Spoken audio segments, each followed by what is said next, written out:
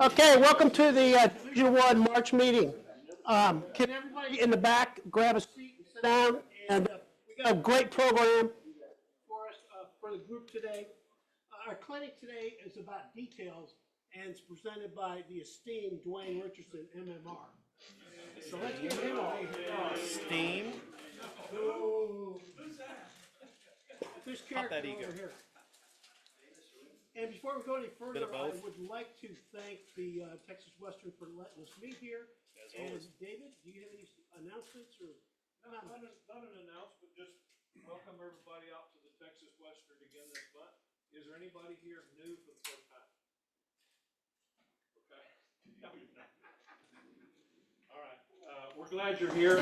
Please enjoy the facility. Take time after the meeting to walk around and look at some of the improvements and changes and what have you. Particularly in the Dallas area, our own Russell and Deb Gifford have taken on the challenge, and it is a challenge to make the Dallas Union Terminal and the area where the Dallas Courthouse would be, the school book depository. They've taken that on as their project on our layout. So we're thankful for them. They've already got started. They are brand new members of maybe a month. So we're glad to see them kick in, but check out that area before you leave today. And again, if you have any questions, let us know. Jay, do we have any memberships left? Lots. Lots, okay. Lots of memberships left. And speaking of memberships, do we have any new members here today visiting for the first time? We have a guest coming in. Oh, good. I've heard about us from the convention, so I'm gonna embarrass him now. I know nothing more, but just like, hey, come on in. This is so much fun.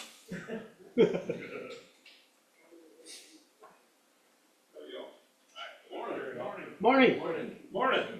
Hey, welcome. Would you introduce yourself? My name is Terry Honker. I live in Richmond Hills and get into building railroad myself and want to get more involved in the social side of the hobby. So it's just a good place to start. What scale are you modeling in?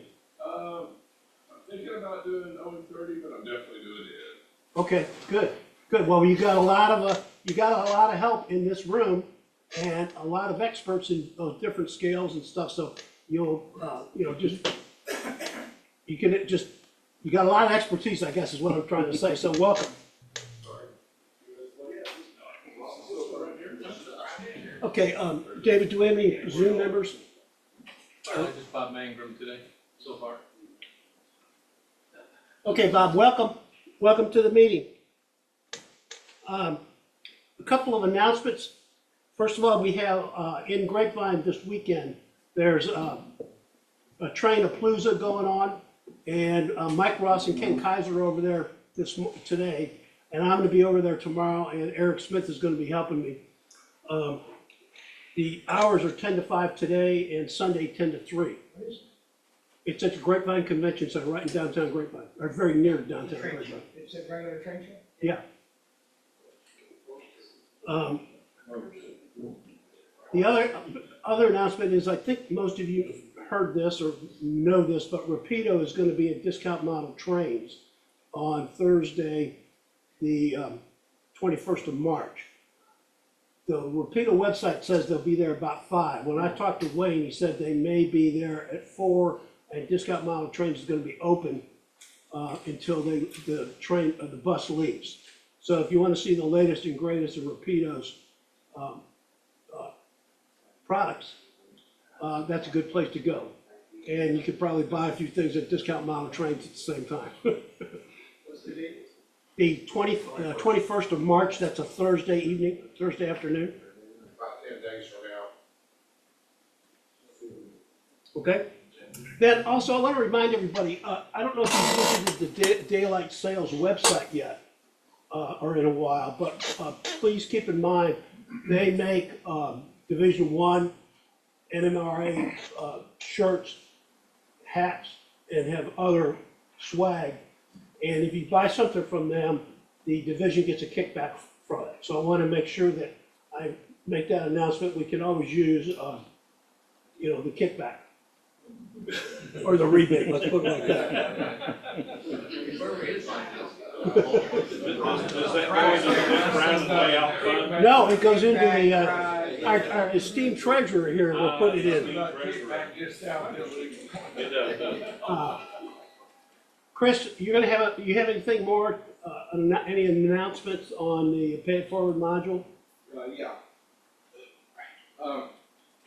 Can, Somebody give the mic. can somebody give him a mic? Sorry. No, Mike's not here. Go without a mic? Man, You learn that at the old. grab a chair. Everybody's a straight man. Oh, can you hear me? Turn it on. Turn the mic on. Blowing something. Hello. Okay. He could have already said what he wanted to say, Mike. The Pay It Forward project is meeting today again after the regular session here. If you're interested in joining the committee, we'd be more than welcome to have you.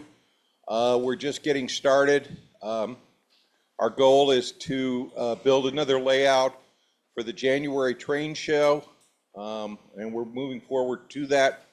If anybody has a DCC locomotive that is just sitting around collecting dust and they'd like to donate it, we'd be more than happy to get it. Even if it doesn't run, we'll refurb it for the project. All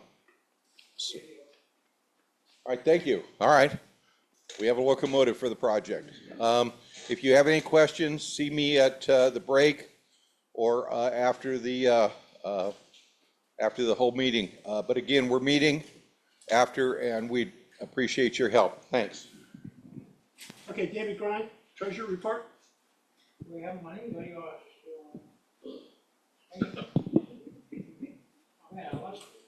Wait a minute. Sorry. Okay, let's go to Division AP, any announcements? No new certs to present today, is Mike Armstrong with us by any chance? I didn't see him come in. No. All right, I'm gonna give up on Mike, I'm gonna mail it to him. Mike earned his scenery back when he had his house opened up for the open house. He's also very close on a couple, 3 others, so maybe he's at home working on the AP. He probably is. Yeah, good Lord willing. But no other new ones to put out there other than to say, Mr. Cowles, how many years have you served as a director at large? Just 2? Okay. One term or 2? Okay, just 2 then. You're a year short on official. So, all right, I thought I saw you weren't running for re-election, so I wanted to double check. He's not. This is his second term, so he should have, This is his second term? this is his second term. Oh, okay. In that case, we need to look to see when he initially took office and find out when he hits his 3rd year. 3 years ago. 3 years ago? Yeah, his term, 3.5 years ago. Okay, well, in that case, you need to fill out your paperwork for official. So, get all filled out and email that to me. There are several others around here that I know have, layouts at home and stuff like that. Y'all need to start looking around at what you got and put pen to paper. If nothing else, talk to me about getting your golden spike. It's kind of the gateway drug into the AP, but it's always worth getting after and then kind of give you an idea of what we look for. So, be happy to talk with you about it. Okay, David?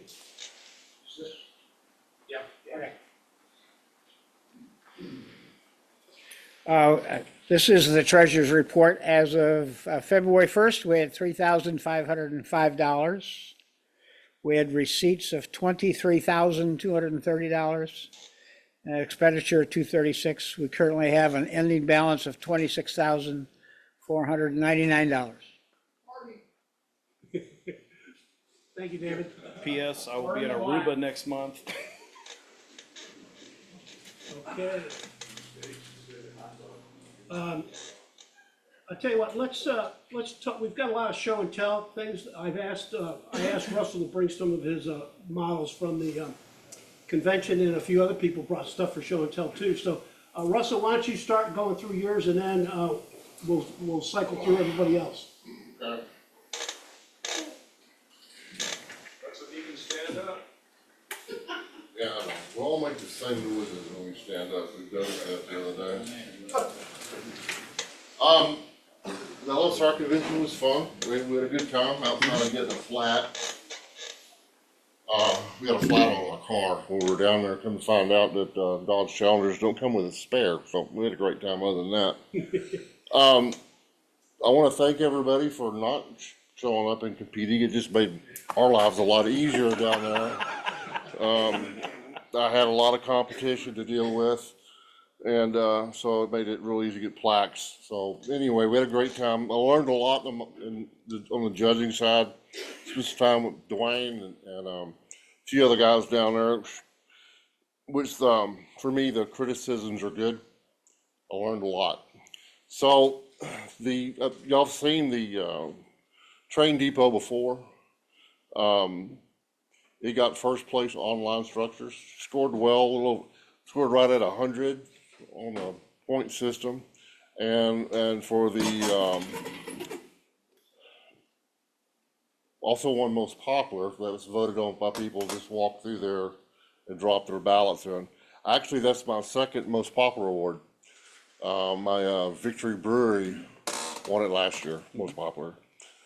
It's a scratch built for the most part. I used the siding of a kit, but everything else is scratch on that.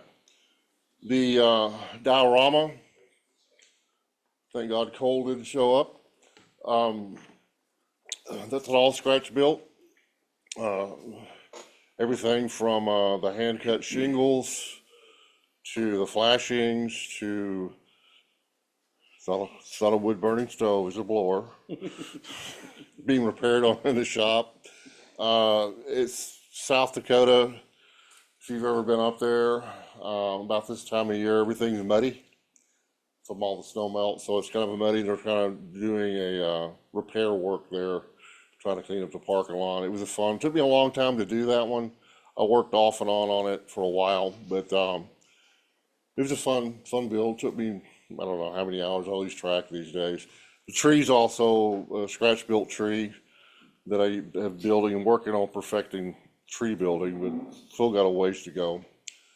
And I got first place at the display, and the little doodle bug is a LaBelle kit, but I had to scratch build the chassis for it because the older drives that were available for it weren't BCC friendly.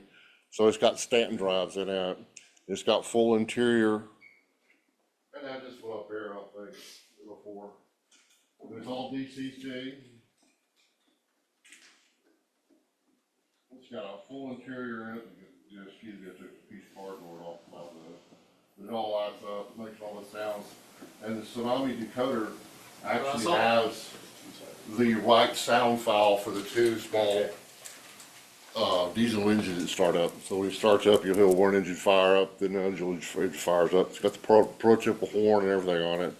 It's a fun kit. I mean, LaBelle's, I mean, it's a kit, but they're about as close to a scratch build as you can get. It's a box of sticks. It's just a box of stuff, and everything's got to fit. Yes, sir. What would the prototype prime mover be on that? There are two 100 horsepower, and I can't remember the names of them right now, diesels. And they're mounted underneath there. You can see them on the model. They're mounted up underneath it. I can look it up and tell you. Okay, I hadn't heard of that. But this particular, Winton.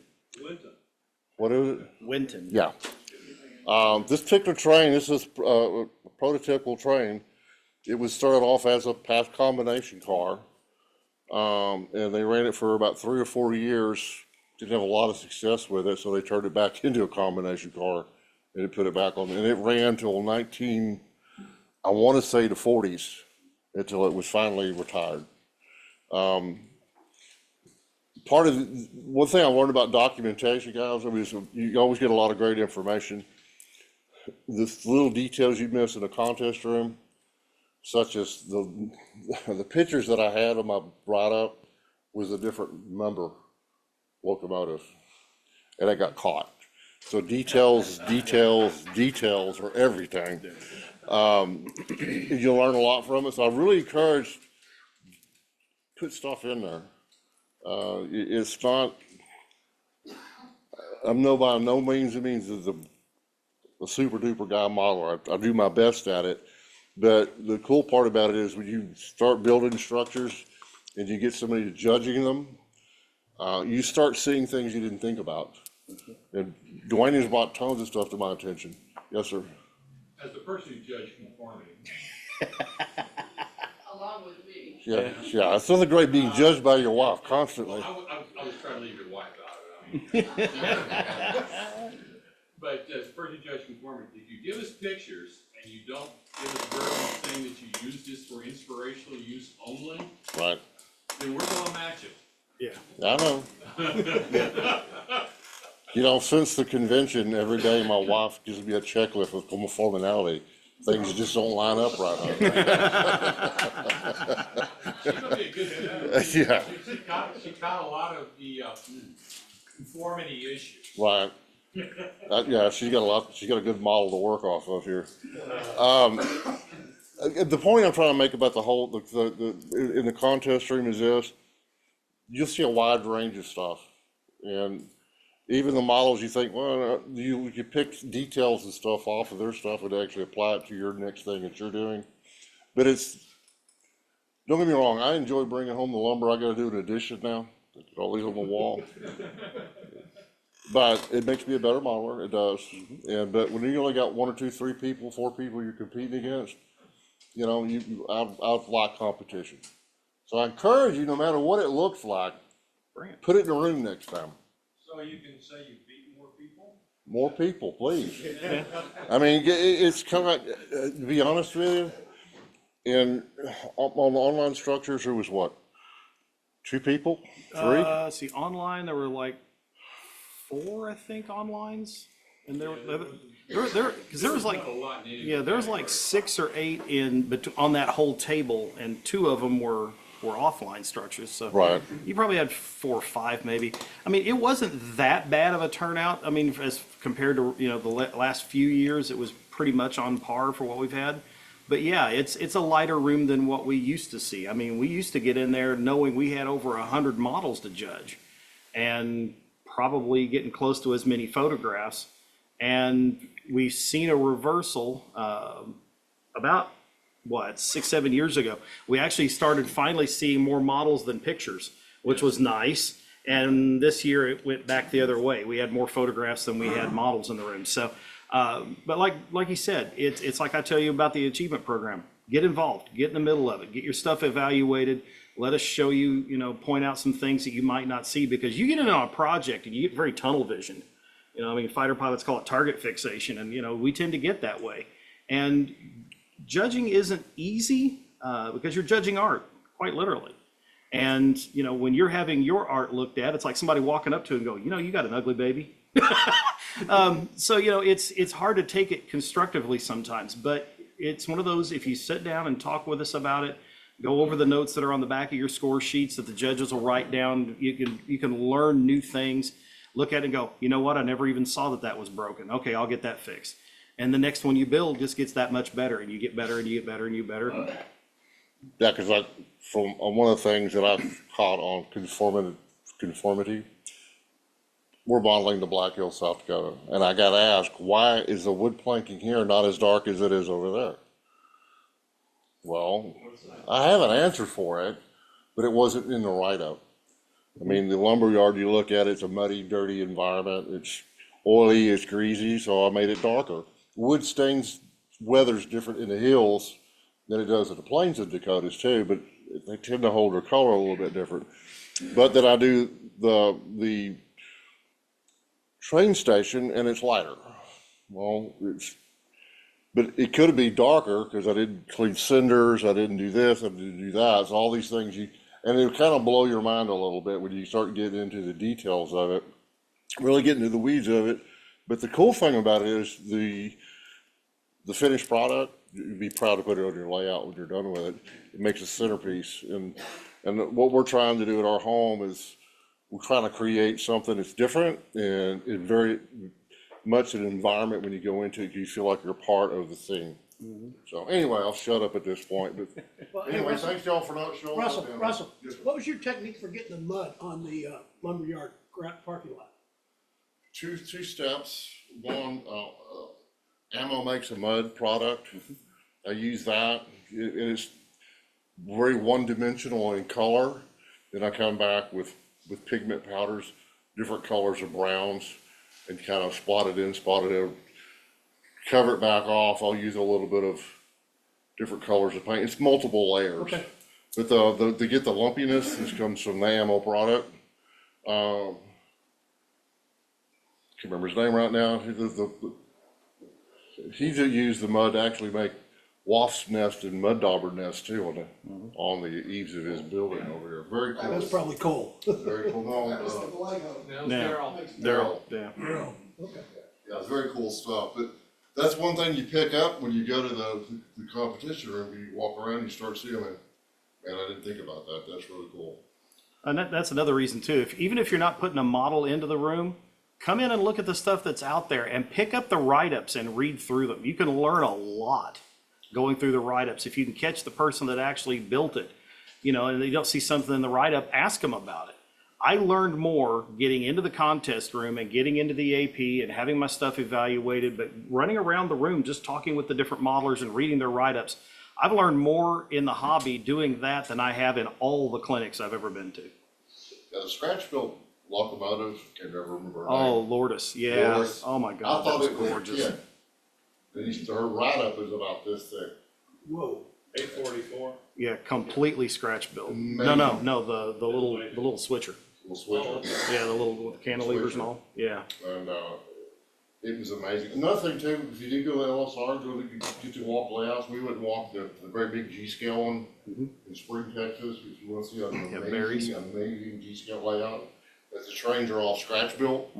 You got a big boy that's as long as this table. It's all scratch built. His second floor of his house is the guy's got to get a second hobby because it's just amazing. Yeah. Very nice. Great. Yeah. Yeah, amazing thing. Anyway, that's it, guys. Very good, Russell, thank you. Thomas, you want to talk about yours? Yeah. My friend Jim has requested that I show this because I was talking about it to him. I've got a Proto E7 that has the decoder put in. It's got where's the good camera? There, okay. It's got a decoder buddy mini in the back. It's got a scale sound systems speaker in it. And most of the wiring has been taken out and replaced with good stuff. You notice how thin the wires are. That is ESU wire that's rated for 2 amps. So even though it's small, it'll handle as many amps as your decoder will. It's got a low sound decoder in there. If anybody has questions or concerns about low sounds, might be the local expert until I teach everybody how to do it. But I've got the low programmer, I've got all the stuff in there, and I haven't done a custom sound set yet. I'm not quite that brave, but I do know how to program them and get them to do what you want them to do. That's it. Okay, thank you. Steele? I came across a Proto 2000 OAO at one of the shows, and the Katie had a bunch of them. So I started looking at the photographs and what I could do to make the Proto look more like the Katie. And except for one glaring error, I've done, I think, a pretty good job, and I'd like you to come over and look at it. I've got the reference picture here, and I'm not going to tell you where the picture was taken, but some of you will recognize the background. Added probably about 10 or 12 brass details. Some of the things I notice on people's steam engines is there's no way to ring the bell, no way to blow the whistle, and no way to actuate the blowdown, so I added all that kind of stuff. Weathering, painting, the switchers use a lot of sand, so I dusted up the running gear with some more sand. Of course, it's an oil burner, so the oil burning attachment is all there. It's got ECC and sound. Lights work in both directions. Added quite a few things like splash guards on the steps for the switchman to stand on. Another thing that Katie did is they put lamps over the steps so that they could see where they were stepping at night, and I added those. Any other questions you have about it, I'll be glad to talk to you about it. It says Katie, and that's what I like about it.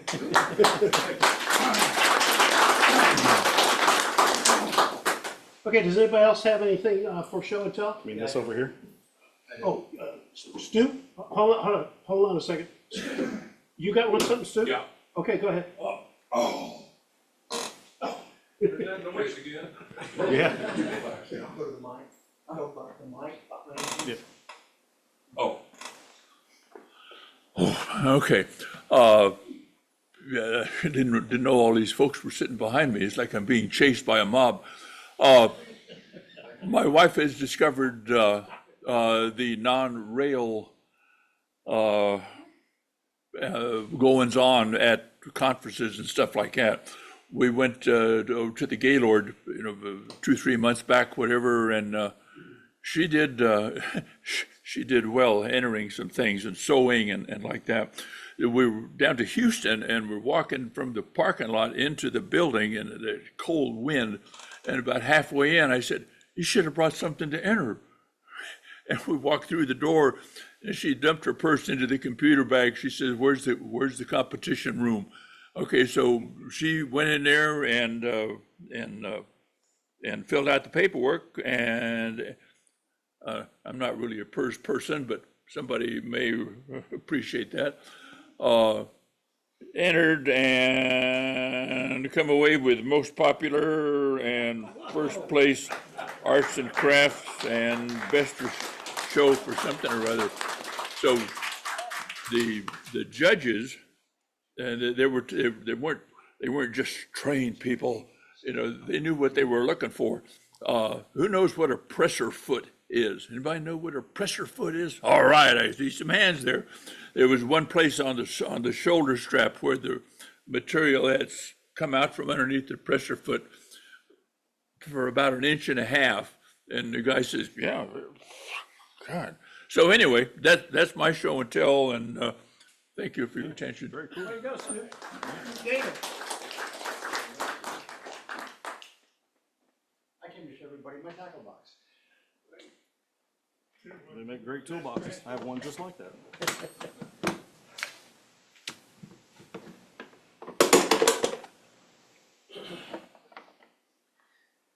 Couple of 3 years ago,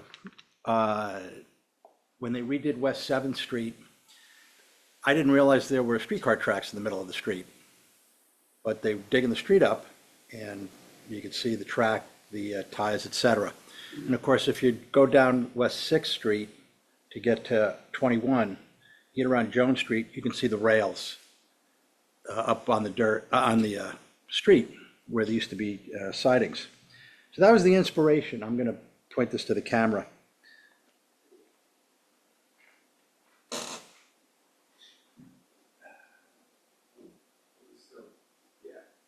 I'll come to you. Okay, that's even better. You can just stick it under the You floor. can put it right here. Oh, even better. Perfect.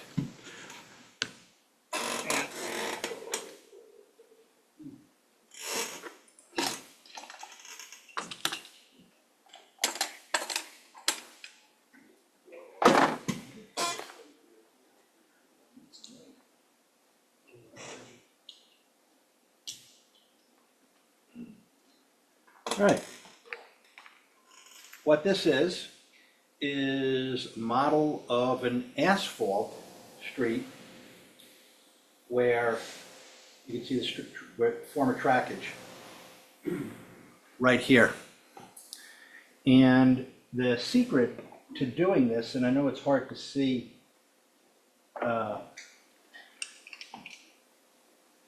from with the camera, take air drying clay, and I found this little doodad on Amazon. It's a roller, and they have different embossings. This one's Belgian brick. You think like Cambui. only those are Thurber brick. Those are all made in Thurber.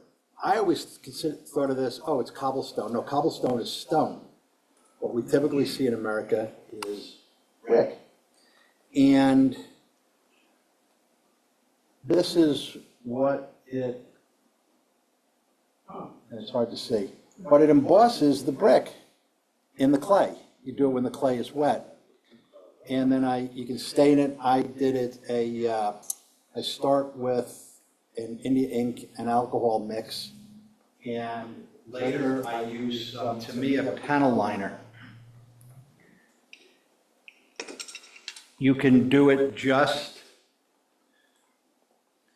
like here, just where the brick is broken through the asphalt, or you can put some rail in here. And I'm going to pass this around. That's going to be the easiest way for everybody to see it. For the asphalt, you can either do this with concrete, you can use Woodland Scenic Smooth It, or I wanted to use asphalt. So you can buy pre-mixed grout, charcoal color, which when dry looks exactly like asphalt. If you've seen it, just a little bit, it looks like old asphalt. That's right. And it's smeared on with a, not a putty knife, you use for a drywall knife, and then a little not scalpel, a little, what do you call it? Can you go back to my case? Oh, I'm sorry. I regularly use the drywall knife to glob it on, and then I forget what they call it, artists use it with palette knife, thank you, to fit it in exactly where you want, around the track, etc. One thing I did, and I know a lot of people do this is actually my second try. The first try is where you make the mistakes. I found if you're doing it with rail, you just put down one layer of the grout. Well, your rails are still higher than your street and the grout. So second time around, I did 2 layers. I let it dry, and I did a second layer of grout, raised it up. On the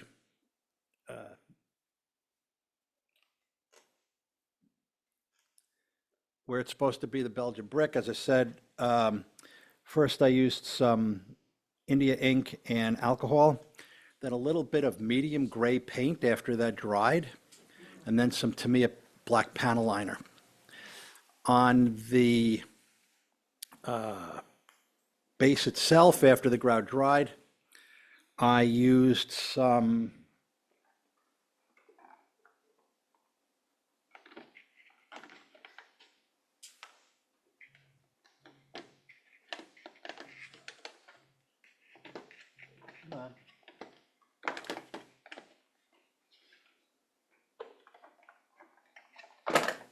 I used just some, I made a wash out of, this is just as brown. And this is Vallejo mud. And I can use it straight from the bottle because this is a wash. This is a Vallejo wash. I did that on the base. I added some, this is AK pigment. This is asphalt road dirt. I wet a brush with little odorless mineral spirits, and I had the pigment in my palette. Just dipped it in and then put it in various places on the base. After that's dried for about 20-30 minutes, used a couple of pan pastels, raw umber and burnt sienna shade. Just add some color, dirty color to the base. That only took about an hour. Once I knew what I was doing, the first one took 2 hours. But once you know what you're doing, the second one took an hour. And it's a really neat effect because we've all seen roads broken up, and in older parts of town, you see the rails visible all of a sudden. And somewhere I'm going to worked this into my layout, because I do have an area where I'm having a road repaved, and originally I just painted it black, but I think this would be a lot more neat looking. So anyway, it's a very easy technique to do. The cost is minimal. This thing, it's like, this will last forever. This was, I don't know, $20 on Amazon. Yeah. What was that called again? The embossment. Yeah, I was afraid you were going to ask that. It's made by, you can find it online, I think it's called Green Tree. That's who makes it.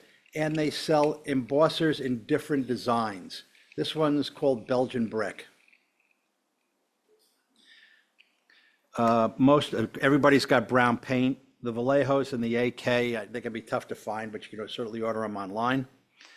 Many of you use pan pastels. You don't have to use pan pastels. You can use chalks or something like that as well. To me, a panel liner you can get anywhere.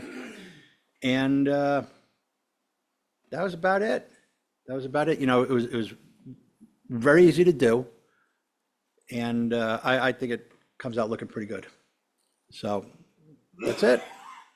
Thank you. Thank you, David. Okay, Duane, we got one more show and tell, Duane. Yeah. So, as Russell pointed out, it was a small room, but it was a good room. And trying not to make a crass joke here, but you don't exactly have to have a really large model to do well in the room. I brought in this little guy. You've seen it before. Set it over here. Just show it off a bit here. I got it on the look down camera. So this is that little stationary boiler that I brought in the past. If I can squirrel it in here and get it all in. But I'll have it up here to take a look at. I got it all wrapped up. I've got a couple of figures in it now. I've got a buzzard mounted up on the top. My guys are just getting to work in the morning, which is why they're not looking all filthy and dirty, Debbie. But I didn't put it in the write-up, so it's still my fault. But I got a couple guys chilling out. I got one guy ready to stoke the fire. There is an LED poked up underneath it. I just didn't get a chance to get it wired up before the show. There are several hundred pieces of hand-cut firewood in here. Yeah, this one did pretty well. Scored 113. Got first place in offline structures. We also have what we call the Bob Clark Award that is given out in memory of a San Antonio modeler named Bob Clark. Was really well known for his iron timber lumber company. It was featured in Model Railroader a few times. Just a fantastic modeler. But when he passed away, they put together a memorial award for the best logging and or backwoods kind of deal. And it got that one. That's the second one in a row I've gotten on that, and I think the third one overall now. But it also got best of show by a whole point over Lourdes. So I was pretty happy with that one for the turnout. So yeah, we had a good time down there. It was a good room. But we'll definitely encourage you guys to get in. I mean, it's a lot of fun. You will learn a lot in there. And if you really want to learn, come in with us on Friday night and learn how to judge. Because that's going to open your eyes and you're going to see the world and see your modeling in a whole different light. So if you get a chance, come see Jeff and I, and we'll definitely get you involved. In fact, we're going to be scoring a model for Mr. Cowles back here this afternoon. If you guys would like to hang out and see how that's done and take part, definitely do so. Thanks. Okay, thank you, Duane. Okay, let's go into, oh, you got more, okay. Oh. Yeah. Daryl, come on up. This is I needed a dining hall for my logging area back here, so I did some research on prototype logging camp dining halls, and they vary from 15 to 20 people sitting in a dining hall up to hundreds, depending on the size of the logging camp. So I drew this up on my CAD program and then built it. It is actually made from white evergreen styrene, Biden board and styrene. I went through with my knife and I chipped out rotten places on the boards. I took out some of the battens and trimmed those off and put the gap between the board where the batten's missing so that you can see that. The whole model then was painted with Iraqi sand, and I've probably got about, which is a Vallejo paint, I probably got about 5 to 6 washes on it. Before I did that, though, I brushed all the styrene with a stiff wire brush, I drilled some real small knot holes in it, and then I took the point of my X-Acto blade and put grain in the boards, especially around the knot holes. And so the ones that you see that have a heartwood on them also have a knot hole right there. The building is lit, and so it's kind of interesting. These are Paper Creek corrugated roofing. Let me set that down there. I don't know if you can see. Paper Creek corrugated roofing on it, and it's really quite good roofing. It really looks, if you get up until you get up close to it, you don't know that's not actually corrugated. I've got some roof details on it. It has a kitchen in the back.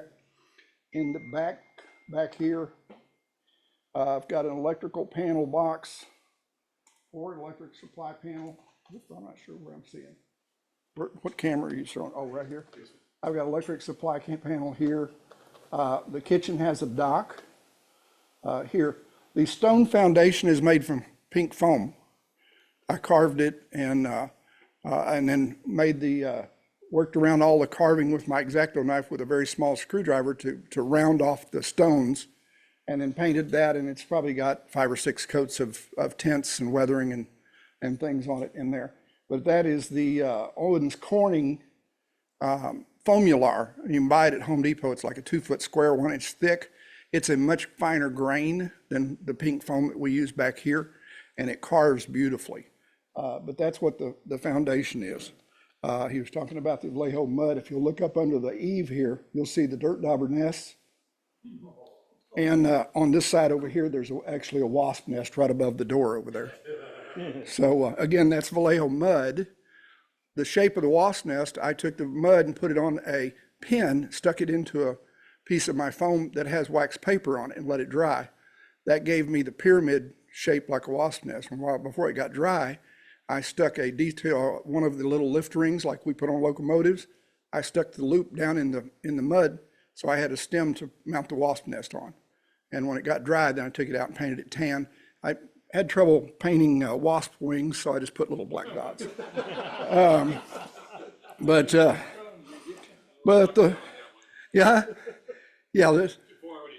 Yeah, I know, yeah. So they don't have wings. But everything's lit with little 0.042 LEDs. I bought those pre-wired. I'm not that detail oriented because they've got tiny pads on them. But it turned out pretty well. I think it was a lot of fun to build. I've got some birds on the roof and ventilators and things, but it was kind of fun to do. Thank you. Anybody else? Okay, good.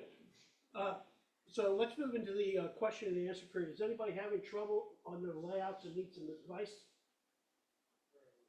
Anything giving you an issue? No issues. Everybody's layouts running perfectly, right? Well, I think Daryl's looking for a way to make wings on wasps. Yeah, well, okay. Duane, do you have a tip or trick for us? I can probably come up with something real quick. Well, why don't you say tip or tricks until after, we'll take a break. Okay. Lead off your clinic Yeah. with the details. Okay. Okay, so let's take, it's about 11:15, let's take about a 10, let's say at 11 o'clock, we'll start up at the clinic, with the clinic. Okay, thank you all.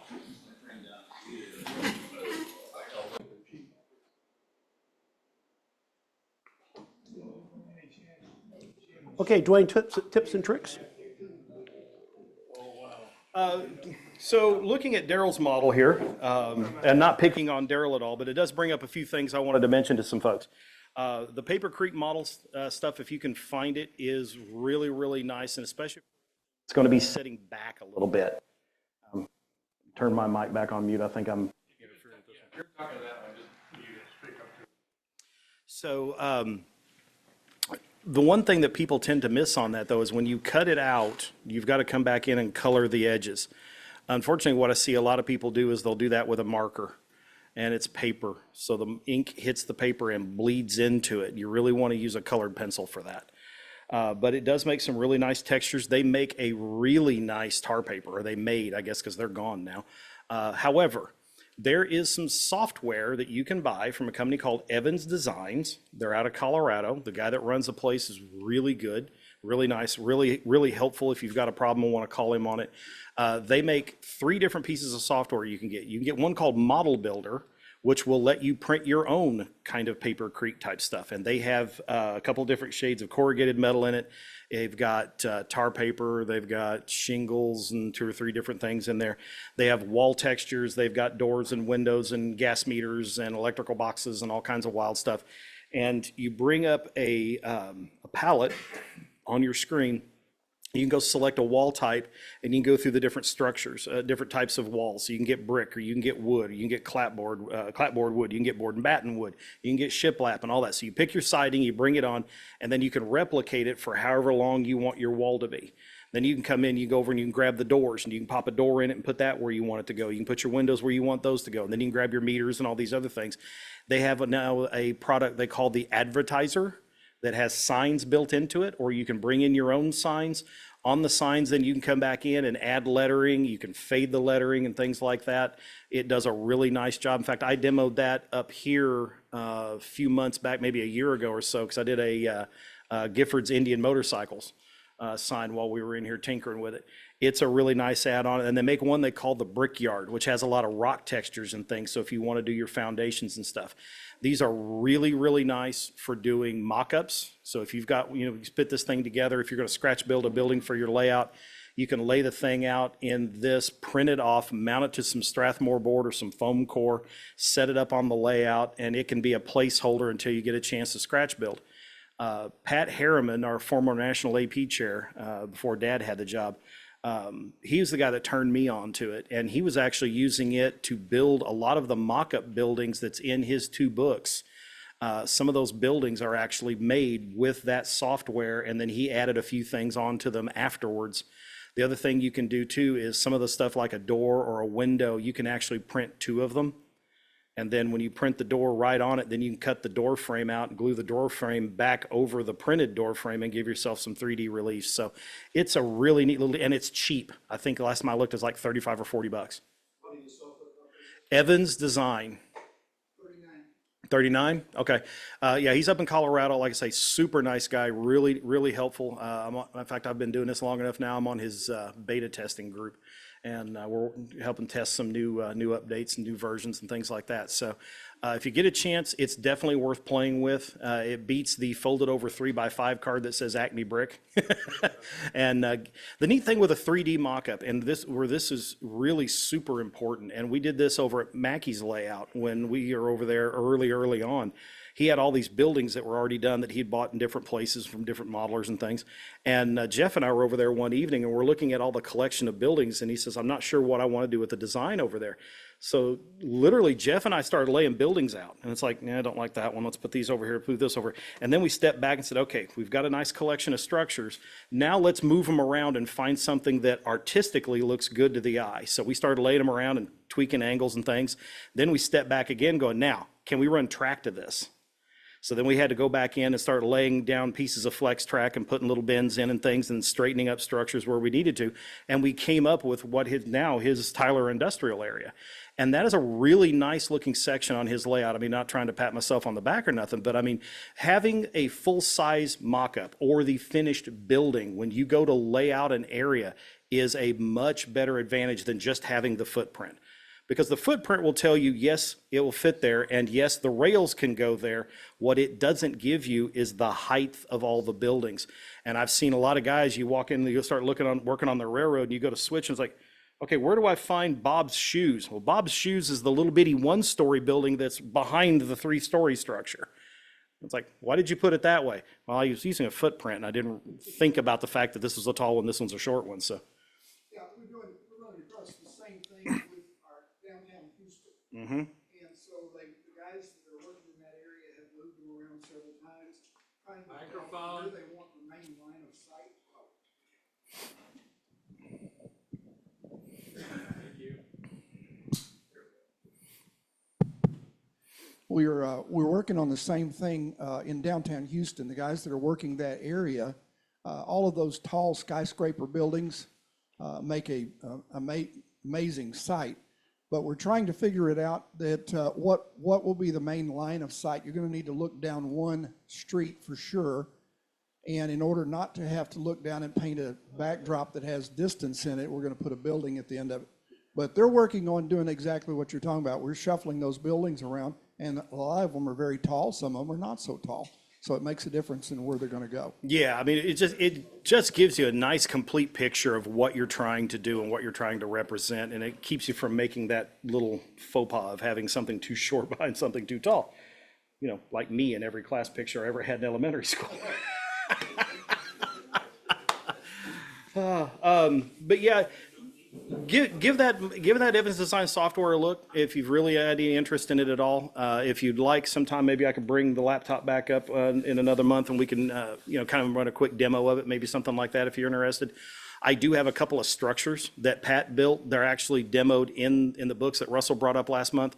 And when Pat tore out the HO and went to ON 30, he gave those to Dad, and then I got them when Dad passed. But I've got them at the house. I can bring them up and kind of show you what you can do with them too, because you can really make some pretty impressive looking structures with them, just as they are out of the box. So, Duane, is that $39 for all three sets? Or It's $39 for the model builder, and then it's an add-on for the other two. Okay.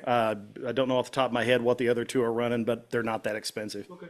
So, the one thing I don't know yet, and I shot him a note about this the other day, I don't know, because you can import things from the Brickyard into Model Builder for like a foundation, so you can print it all in one shot. I haven't found an option yet that would let you bring the signs in, but I'm betting it's out there somewhere, and I just haven't stumbled across it yet. So you might be able to print the signs off right there along with your wall and everything else too. Yes, there's another one that does windows. So it's got stained glass, it's got Venetian blinds and stuff like that. I haven't played with that one, but it might be worth messing with too, depending on what the output looks like. Right, it's Evan Designs, not Evans. Right, right, The correct. LED Yep. company. Right. It's Evans with a apostrophe S on it, so. You're correct, Evan Designs. Sorry about that. Put my S into the wrong word. Okay. You want to go into your clinic Sure, now? sure. Got my feed, okay? There's no apostrophe S on this one. Yeah, it's kind of run together. Both of which sell to model train guys, so. Alrighty. Today's clinic is called The Details Make the Difference. Let me get off of mute here. There we go. This is one I've done before. We haven't done this one in a long, long time up here. In fact, the last time I gave this one was up in Minneapolis at the Narrow Gauge Convention. And we were talking about kind of filling in a clinic today, and I thought this might be a good one to bring up because we've been talking about a lot of this kind of stuff lately. How many times have you had somebody, you tell them you're into trains, and they go, oh, you play with toy trains. Doesn't that just, oh, you just want to slap them, right? And it's like, no. I'm a model railroader. And it was like, well, what makes the difference? It's the details. It takes something from being a toy train and turns it into a scale model. It becomes a representation of the real world in miniature. And we're going to talk about several different things about this and why they can help you make your model railroad stand out from the rest. There we go. Okay, why am I going backwards? All right. So we're going to talk about a few different categories during the clinic today: philosophy, cars, locomotives, structures, and scenes. And getting into philosophy, what to detail and what not to detail. This is pretty basic. If you can see it, detail it. If you can't, don't worry about it. This was something I learned painfully in building scale model aircraft when I'm down here trying to paint the hands on teeny tiny little dials and things in World War II aircraft and all that. And then my dad points out, you do realize you're never going to see that when it's hanging off of the ceiling, right? And I went, oh.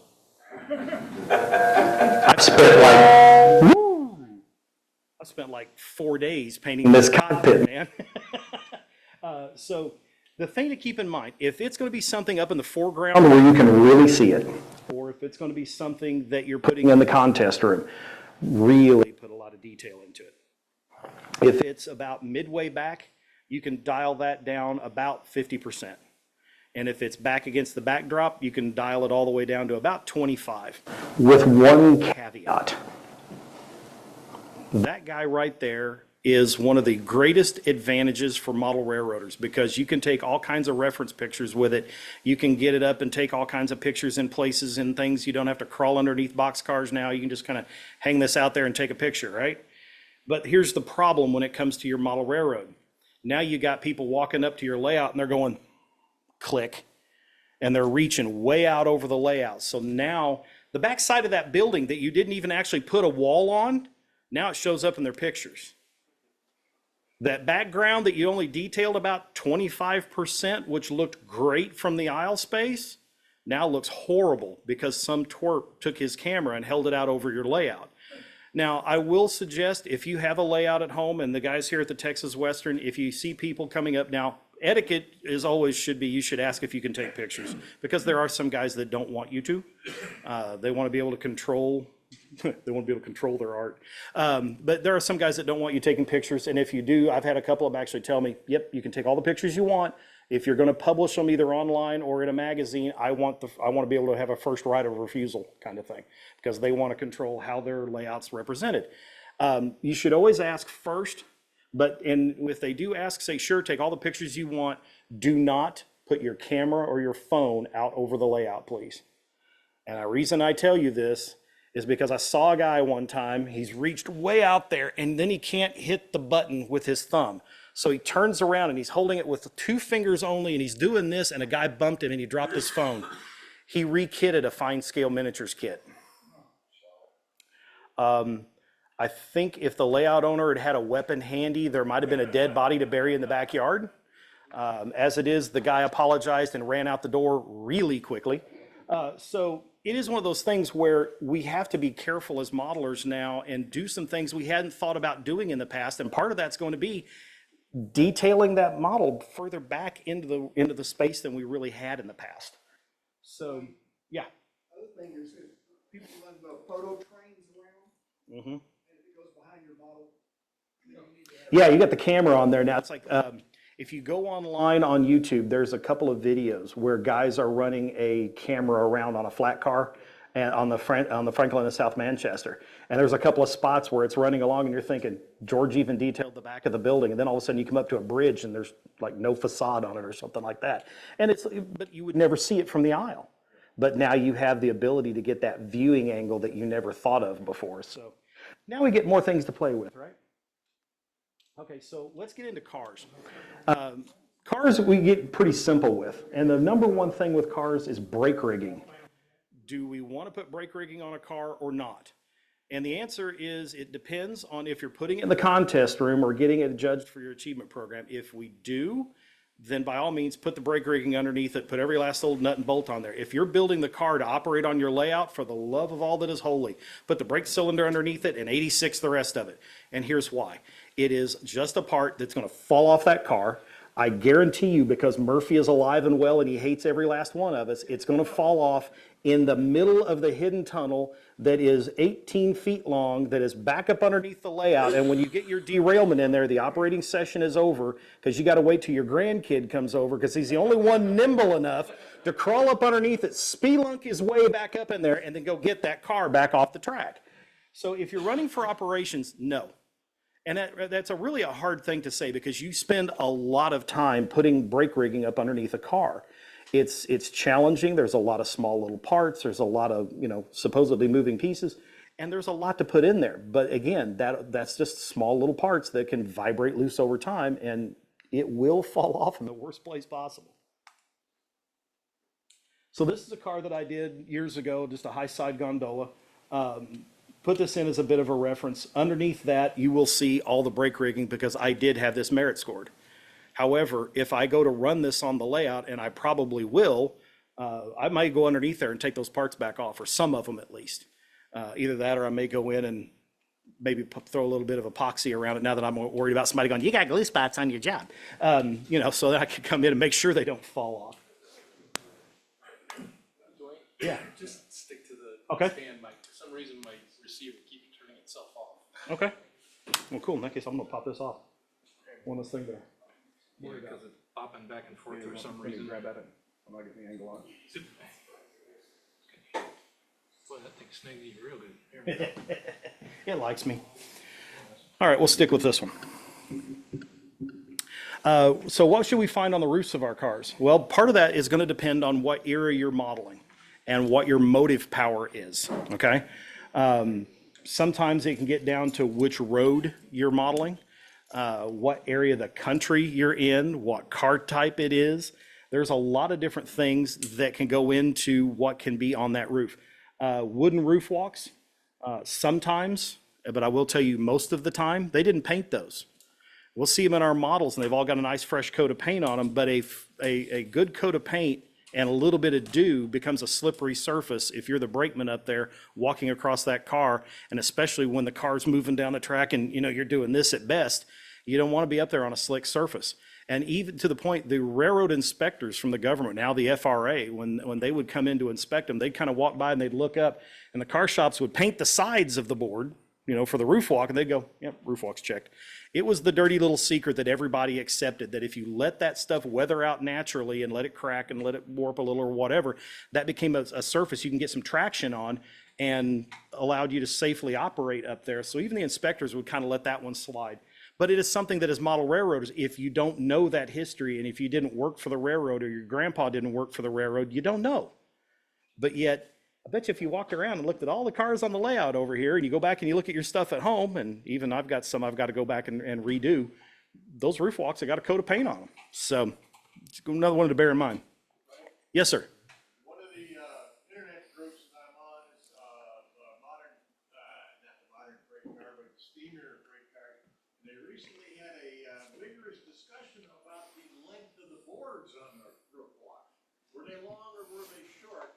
And they Clarence, examples of both. people Yeah. can hear you. Gotta use the microphone. Yeah, and that came down to probably the railroad and who made the car originally. I mean, so many of the railroads is probably American Car and Foundry, and they may have had longer boards on them at some point in time. One of the things I'm going to cover here in a minute is sometimes those boards get broken, especially if you're running in the mountains or something, and falling rock tends to come tumbling down the mountainside and smack you off the top of the car roof.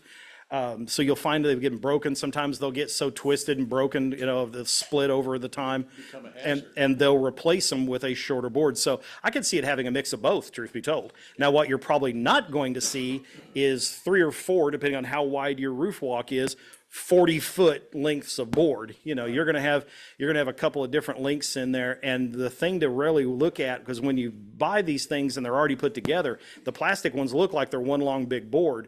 And it's good to come in with an X-Acto and carve that joint in there and add it to make it look like it's 2 or 3 boards. But when you do, tip the car up and make sure that you're doing that over one of the supports for the roof walk.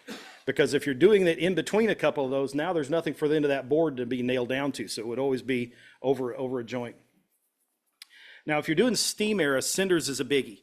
And that's actually something that's missing off this little stationary boiler that I did. I haven't done the cinders on it just yet. Anything that was burning wood or coal for the steam engines will have a fine little layer of cinders on any horizontal surface anywhere within a certain distance from the railroad. And they can build up really, really quickly. You've heard me mention before, in Durango, we stopped one time going out onto the High Line, and we pulled up, stopped at Rockwood to test the brakes and all that before we creeped out on the High Line. And there was a boxcar sitting there with a stack of cinders on it about that thick.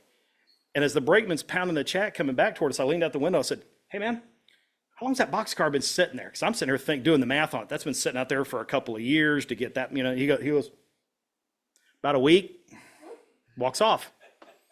And so then I'm trying to do the math on how do you get that much cinders with 2 trains a day in the morning, 2 in the afternoon coming back, and now one of them is a diesel.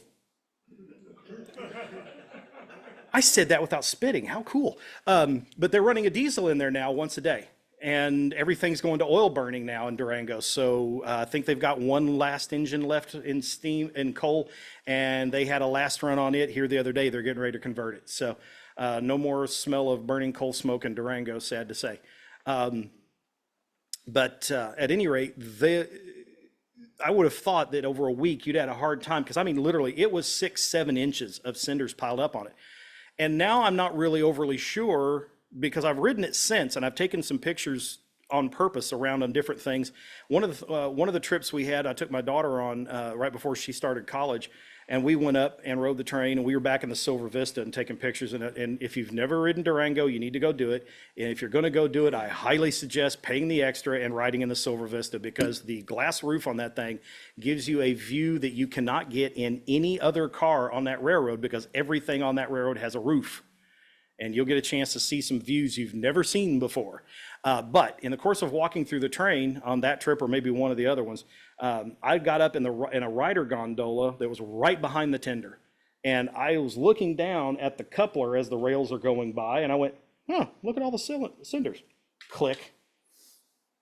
And even though it's moving down the railroad and it's swaying back and forth, even the back of the tender had a pretty fair amount of cinders built up on it. So that thing might have had an inch or two setting on it before they parked it, and then more stuff got added to it. So the problem you're going to have if you try to model it that way is it's going to look wrong. It's going to look overdone.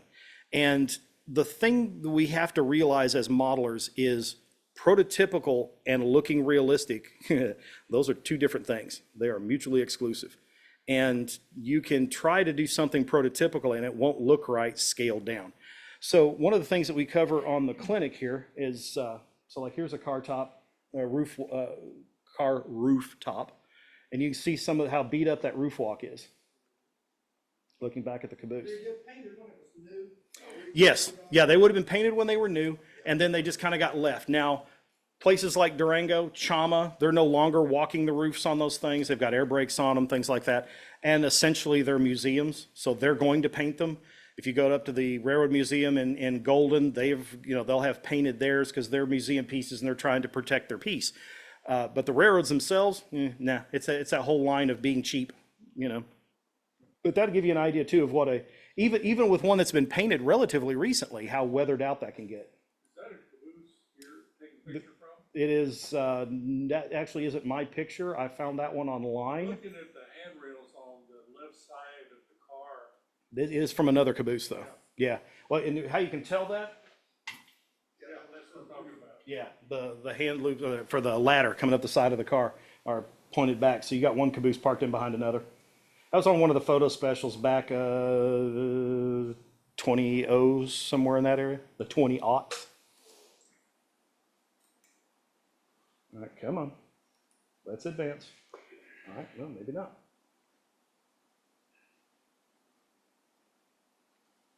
So this is a very lightly cindered roof, very, very lightly. And it also fails my don't paint your roof walks problem. But you can see up along the roof ribs, there's just a little bit of buildup. I actually like putting a little bit more on that now. And to do that, I take Vallejo makes a flat that you can paint with a brush. They call it flat varnish. And you can get some of that, and then I'll paint it right along up underneath the roof walk and then down the roof ribs. And just a really fine little bead of it. Take you some powder, get you a little graphite block like an artist would use to do a graphite sketch. Powder some of that up on a piece of 220 sandpaper. Take a little bit of that and just sprinkle it into that wet paint and leave it alone and let it dry. Pick it up in 20, 30 minutes, blow it off, and whatever sticks is your cinders.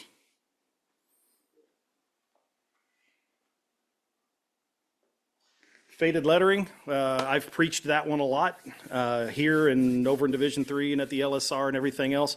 But you really need to fade your lettering on any good weathering job because it'll age the weathering along with the car and really help add a lot of age to it.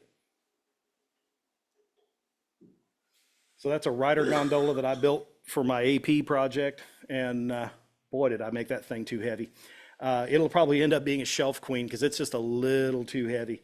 But you can see there how faded out the herald is and the lettering. The one thing, as I always mention, be very careful around your car numbers. If you're an operating layout and you operate by your car numbers, be real careful not to overdo that because it's really hard and you're sitting there trying to build a switch list out or trying to do a pickup or a spot and you can't read the car number on it. It can be really challenging. If you do overdo it, do like the railroad did. Stencil it off, paint the background again, put a new set of decals on it, and move on down the road. You get extra points if you use the wrong font. Or get a letter backwards. Yeah, put it in your write-up that, hey, we did this. When you overspray, do you just spray lightly or do you So if I'm spraying the overspray to get it to fade, I mix an almost impossibly thin wash. And I mean, when I say impossibly thin, it's almost clear. And then I layer it up very slowly because I am worried about overdoing that. You're going to lay on a lot of it. And after a while, after you've done it for a bit, I've got it where now I'm mixing that wash a little stronger and a little stronger. But when you're very first starting out, you want it to be almost nothing but thinner. In that case, that was done with poly S. So I'm sitting over thinning it with distilled water and reshooting it, backing up, reshooting it. And like I say, now I've gotten where I'm comfortable with a little bit of a more paint to the thinner, but it's still almost all thinner. You just want to be really careful about, overdoing it.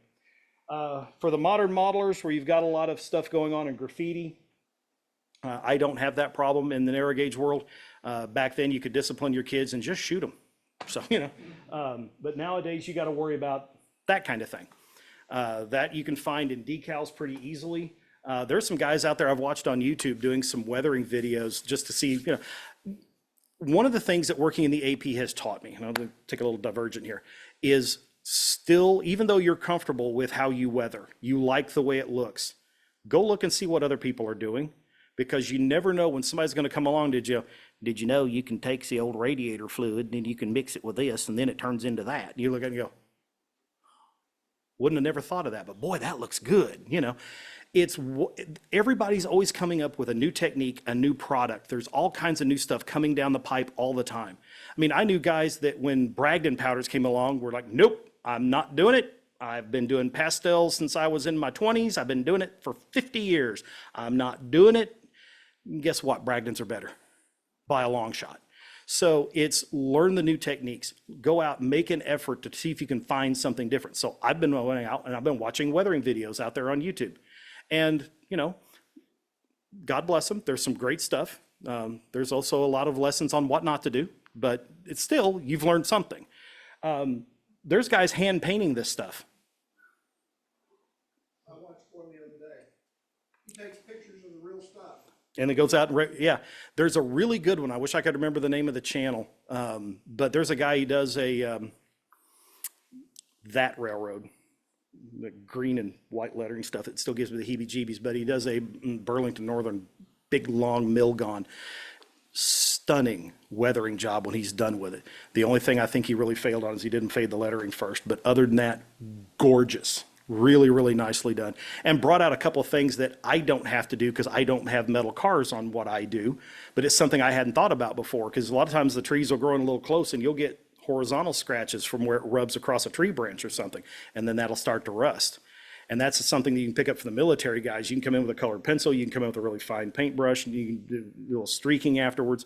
You can do chipping like you do on a tank or something like that. But again, I deal in a world with nothing but wooden cars other than the tank cars, so I don't have that problem most of the time. But that I don't have to deal with. But it is a detail you need to keep up with it. Some railroads would have placards next to the door. We had this a lot in the DNR-GW world. They would, we used to see a lot of them that would be loaded off. So Dolores, Colorado, at one point on the Rio Grande Southern, was the pinto bean capital of the world. And because you shipped a lot of ore concentrates in boxcars, believe it or not, they would put placards on some of the doors, because if I'm loading pinto beans in there, I don't want you loading ore concentrates in it. So they would have a little placard like that next to the car door, pinto bean loading only.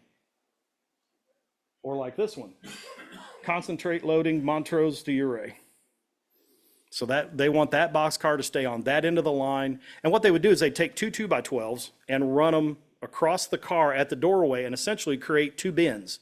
And they would load concentrates into either side of it, and then they could lock the thing up when they shut the door on it, and would keep it secure. You could always tell in some of the photographs, especially early on, if it had high-grade ore in the car, there's a dude on top with a gun. So another little detail you can add. Accidents will happen. You can recreate wreck damage and things like that. So you don't want to do it all over the place. Every car doesn't have to have something. But, maybe one with a damaged roof on the whole layout, maybe one, I don't have a picture of it in this deck, but I've got one from the Denver Public Library where they had a hot box and it set the side of the car on fire. A 3000 series wooden box car, and the car number is 3CHAR. It is a great picture. I grabbed that, saved that thing off. I'm like, I'm doing that once. I got this one from Jerry Schoenberg over in the D3 side. Jerry had this car at a meeting one day, and I thought that was just the neatest idea. And the whole idea is that rock came rolling down the hillside, landed on the car. It broke the roof walk. It busted up the roof panel, so they put a patch in. And it gives you a chance to, show that little extra damage to it too. And it helps that car become very unique. Loads can be stacks, crates, barrels, bales, ore. Some railroads would haul cars and gondolas and box cars. You can take, and you can represent this really easily, and I got a picture here in a second. You can take a car and cut it in half, paint the trunk black and the front end of the car yellow, and stick one in either side of the door, and it looks like they've tucked a couple of cars inside of a box car to transport them. We talked about hauling ore out of the mines.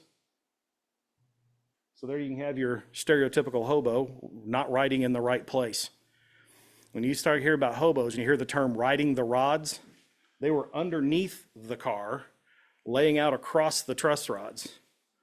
And you're going to talk about a dangerous way to ride a railroad, that would be it right there. They take a board and lay across them. Yeah, well, and a lot of times when you'd see them, the truss rods, they'll turn the turnbuckles and they'll run a board between the turnbuckles, one from one end and then one from the other. And it keeps the turnbuckle from vibrating and loosening the car up and then creating a bit of a bow. Well, they would climb out and then lay across those boards. Of course, the boards are only about, maybe yay wide. And if they could find another board they could shove in there to make it a little more comfortable, they would do that too. But yeah, that's usually, if you want to put a hobo in your car, that's where he's going to be. He's going to be up underneath it. You want to see how it's done, watch the movie where Cigarette is riding the rods. Yeah. So there's a picture that was taken by Jim Vale on Harry Brunk's layout, but you can see right there, the back end of one car is black and the other end is yellow, and that is one vehicle that has been cut in half. That was in Narrow Gauge Gazette years ago. Me too. Me too. That's another one of those, prototype and reality. I wasn't around, obviously, when they were running ice reefers. I don't, some of you might have been. And this was one that I can remember my mom telling us whenever they would go to the lake or whatever, that because Grandpa worked for the railroad and all that, they would run down by the ice dock and would get up some of the chips that had broke off the ice blocks they were loading into the reefers and fill up a cooler and take it with them. But one of the things that Jerry Schoenberg pointed out to me that I thought was a really neat detail that I didn't know about, those roof hatches had a great big thick rubber gasket seal underneath them.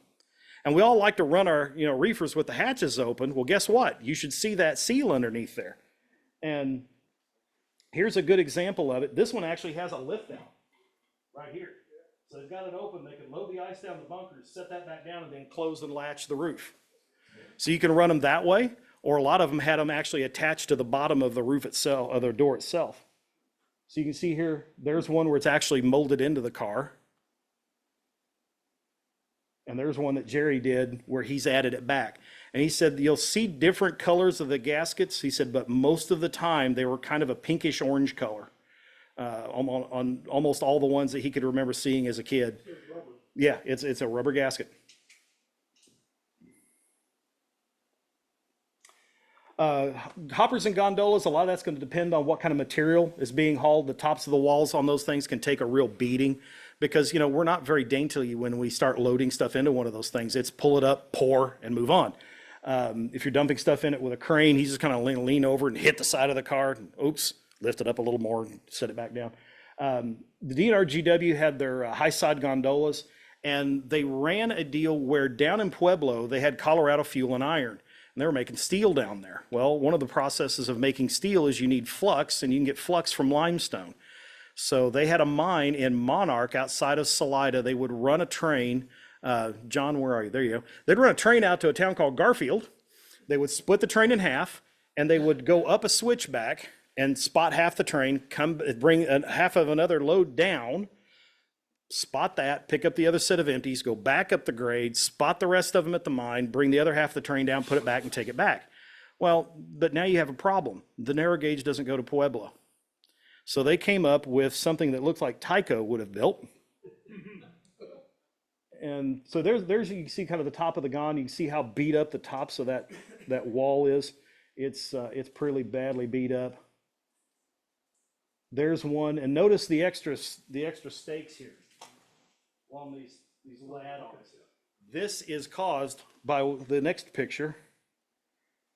That is the rotary dumper in Salida. You would bring up a car, spot it, they would grab the whole thing, pull it with the cables, roll it over, and pour the rock into the standard gauge gondola below it. Now you've got a car standing upside down on its sides, and it was never meant to hold the weight up that way, and a lot of times it would pop those stakes. So you'd see these added on. And in some cases, they would add on if you want to make it a board taller. So that's another option you have as well. But that was in use for quite some time. Saw a very stunning model of that at one of the narrow gauge conventions not too long ago. And I was asking him, I said, is it animated? And he looks at me and says, not yet. But I'd love to see that animated. I think that'd be a really neat model to have. So now you get into some of the more modern cars. These grain hoppers and chemical hoppers and things like that, this is one of those where it pays to kind of know what your railroad is doing. And it gets back to that giving your railroad a purpose clinic that I did ages ago. Because what this is hauling can affect how it weathers out. If it's a grain hopper, so up on the top of that, where the roof hatches are, where you can load it, it's a well in there and there's no drain. So the rain can get in there and sets up there and it'll start to rust. However, if that's hauling chemicals and the chemicals are caustic, the water gets in there, it's really going to rust. So it's going to speed up, it's going to be worse, it's really going to get ratted out pretty quick. But again, that gets around to that knowing your prototype kind of thing. And again, more rust, more streaking. So stock cars. You're going to come in, you're going to put some straw down on the floor for the animals. However, depending on your railroad, come to find out, after talking with Mr. Sandifer, who did our clinic, he did our clinic last month. He has another clinic as well, talking about how all the freight movement around a meat processing plant. If you ever get a chance to see that clinic, do it. It is eye-opening how many things move in and out of a processing plant. But he and I got to talking because I mentioned this in my weathering clinic down in Houston. The DNR GW would typically lime a floor. The Frisco would typically lime a floor. Santa Fe, however, only limed a floor if they got to the other end, offloaded, and found they had a diseased cow. And then they would come in, clean the car out, lime the floor up and all that. So if you've got Santa Fe stuff, you're not going to see the white little hazy stain down the side sill of a car like you might on some of the other railroads, as pronounced at least. But yes, and again, that will also depend on your railroad and what location it is. It makes a good detail on the side of the track. You've got a sand truck there, a dump truck with sand. Yep, that's a nice little, yeah, and see, that's the thing we start talking about, and we'll get into this a little bit in scenes, but little vignettes all over the place. Every little thing you can do in putting details into a scene helps tell the story, and that's a great one to put in there. But you can see on this one's taken over at Mark Lachey's house. This was a car that I think Steve Matrano weathered up for him, but you can see that kind of a hazy buildup along the side sill there. Tank cars. These have always got a wide world of weathering because depending on what they're hauling and what can get spilled on it as to what kind of effects you'll get on the car. But we tend to see a lot of crude oil around our parts, and you can just imagine what those things will end up with. That's a Gramps tank car that we're in between Chama, New Mexico, and a refinery up in Antonito. And Lafayette Hughes owned that set of pumps, and they would gravity feed down to Chama and get loaded via a tank loading rack that's still standing there on the north end of the yard. There are no storage tanks. It would just gravity feed down when they were ready for it. They'd load the cars out. And the grandkids would always ask at the road crossings when they were watching the trains, "Are those yours, Gramps? Are those yours, Gramps?" So he had them all painted Gramps so he could tell which ones are his. And they always had the R and the A, and usually part of the G were some varying degree of covered over. Because again, you're not being real careful when you're loading that kind of stuff. And we didn't have the EPA out there watching you going, clean that spot up. Flat cars are another one where you can get into all different degrees of messed up. because you don't very, like I said before, you don't very carefully pick something up. Swing it out oh so gently, very carefully lay it down in place so that it doesn't scratch the paint. Oh, heck no. Grab it, drag it, bump it, bruise it, set it down, move on. And the other thing too that a lot of people don't really think about, how did they hold the load down? We've got all kinds of pictures of them out there. Well, when they take the thing off, they don't always stop and take a crowbar and pull all that old blocking up. You'll see flats running down their lines with metal strapping still laying over it, sometimes chains laying on it. You'll see sometimes they'll have a stake pocket with 1 or 2 boards down either side. They didn't bother to take them off. It's like, it's not my way and I don't care. It's one more thing I got to do. Nah, that ain't happening. Leave it. It's a problem for somebody else on another day. So you'll see a mixed bag in flat cars. And this is a good example. Here's a pair going across the High Line in Durango. Notice the one in the front, they actually painted it. Again, it's a museum piece. They want to protect their other one. However, the one directly in front of us there, that's a working car. And those decks just get all kinds of beat up. So you can come back in and you can go all coal on it and just take that wire brush and get real busy. Depends on the railroad. A lot of times it's usually a 2x at least, somewhere in that vicinity, mainly because it's holding a lot of weight most of the times. You're not going to get away with a 1x on that. It's going to break it. Yeah. It's not a Home Depot 2x. It is a. Yeah. An actual 2x. They'll take it and they'll dimension it down and that's one of those in the shop. They've got a planer. They can get it what they want. But I'm sure that's another one of those that varies from railroad to railroad and car manufacturer to car manufacturer. So what could I possibly need on a caboose? Well, remember that part I said earlier where railroads being cheap and railroads not caring? They don't care about the workers either. So if your caboose was clean, it's because you got tired of it being dirty and you cleaned it. If it was dirty on the inside and it got cleaned, it's because you cleaned it. They didn't have a crew that comes in and when you got in off the line, thanks, Bob. See you tomorrow, Charlie. And off you go. And then some cleaning crew comes in and takes a mop to, and yeah, that doesn't happen.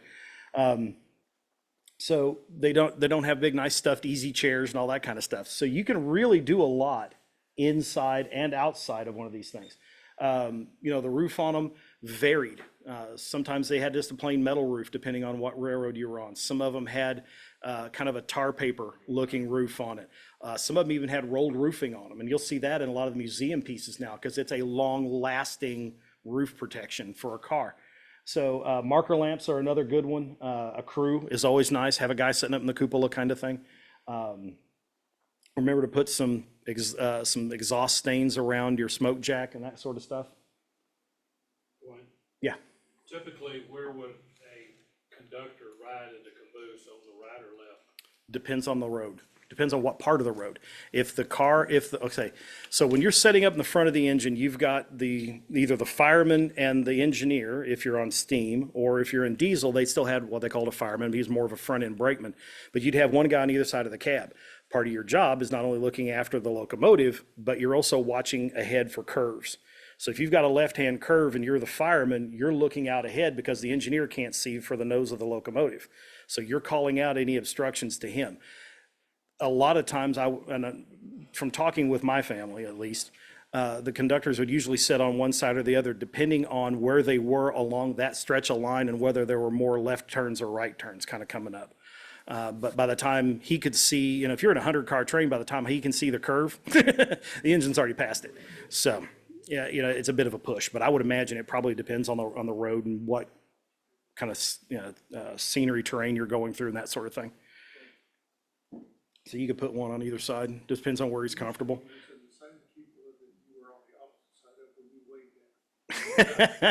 Yeah. And for what it's worth, believe it or not, a nice little detail to add is a bullet hole in the caboose.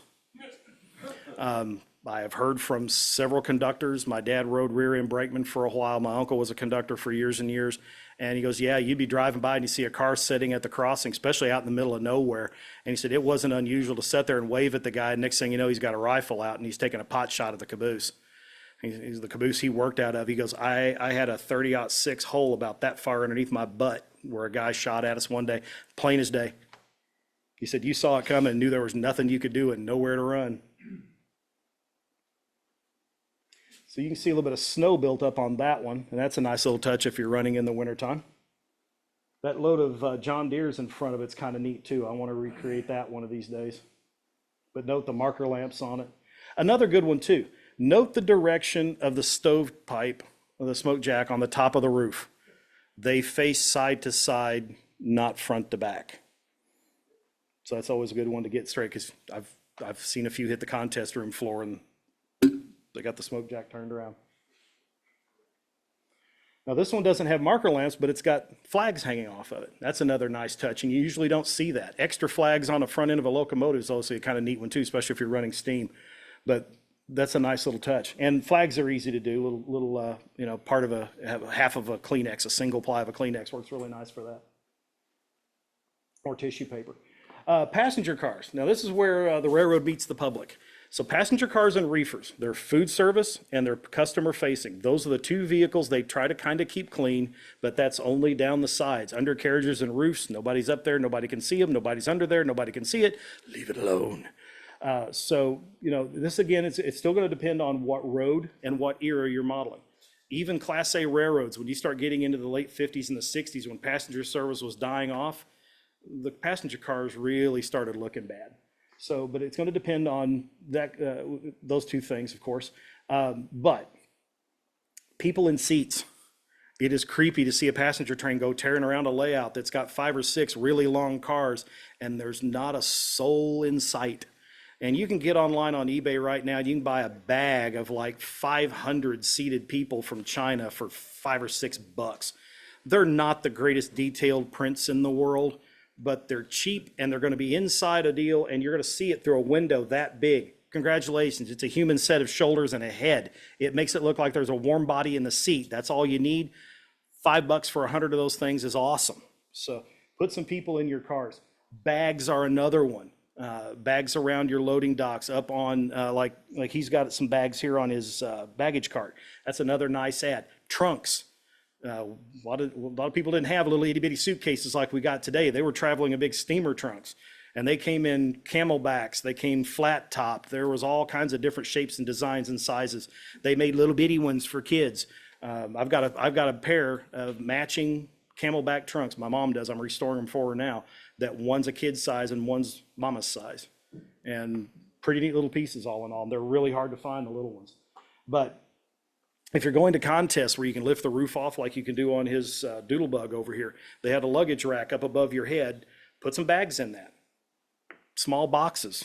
Anything you can find to pop in a few details here or there. Etch Metal Company, KD Products, that actually sells the little etched metal rack that you make. Oh, and they look fantastic too. You got to cut them down if you want the shorter, if you're doing shorter cars, but they're pretty easy to cut down too. Put in a bathroom in your cars. If they had one for real, pop a bathroom in there. You don't necessarily have to have somebody sitting on the toilet, but having a bathroom, you know, a commode and a sink, you know, and a mirror, that kind of thing is always nice. A lot of passenger cars had a little tank with drinking water and a little sleeve and the little triangular cups that you could never fill up fast enough. Those are nice little details. If you've got a stove on your car because it didn't have steam heat back then, put the stove in the car, route it so that the stack goes up to wherever the smoke jack is on the roof. But here's the thing. What did they burn in the stove? It was usually coal. So you're going to need a coal bucket or some sort of container there to have coal in it. So that and a small little shovel are nice, a little spade kind of shovel. So that is a car my dad built to be his version of the Silver Vista. And he wanted it green, so we call this one the Vista Verde. Every one of those glass panels in that is real glass. He cut them from microscope slip covers. And then I found Duralar. Yes, sir. How do you cut microscope slip covers? Okay. Creating shatters. Yes, okay, so there's a trick to it. Number one, you need that diamond scribe from Micromark. And unlike cutting regular glass where you start at one end and you scribe it all the way across, with the slip covers, you start in the middle, scribe it, and then go back to the middle and scribe it the other direction, and it'll pop right off. But do yourself a favor, if you are going to be psychotic enough to use glass, get yourself one of the little bitty self-healing mats, take a Sharpie, write on it, glass only. And that way, when you're reaching around and working for stuff, two things happen. Number one, you know not to run your hand across it for fear of getting glass stuck in your hand. Number two, you're not then getting glass on the surface you are working on all the time and then get glass stuck in your hand.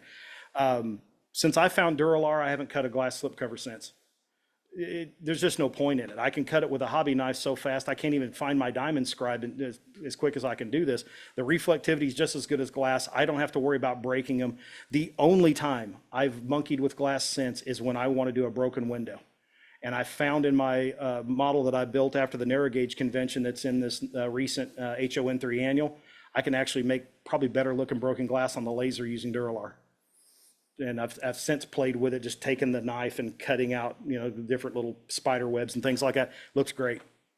So I think I'm pretty much retired. If anybody wants some glass, let me know. I've probably got some laying around.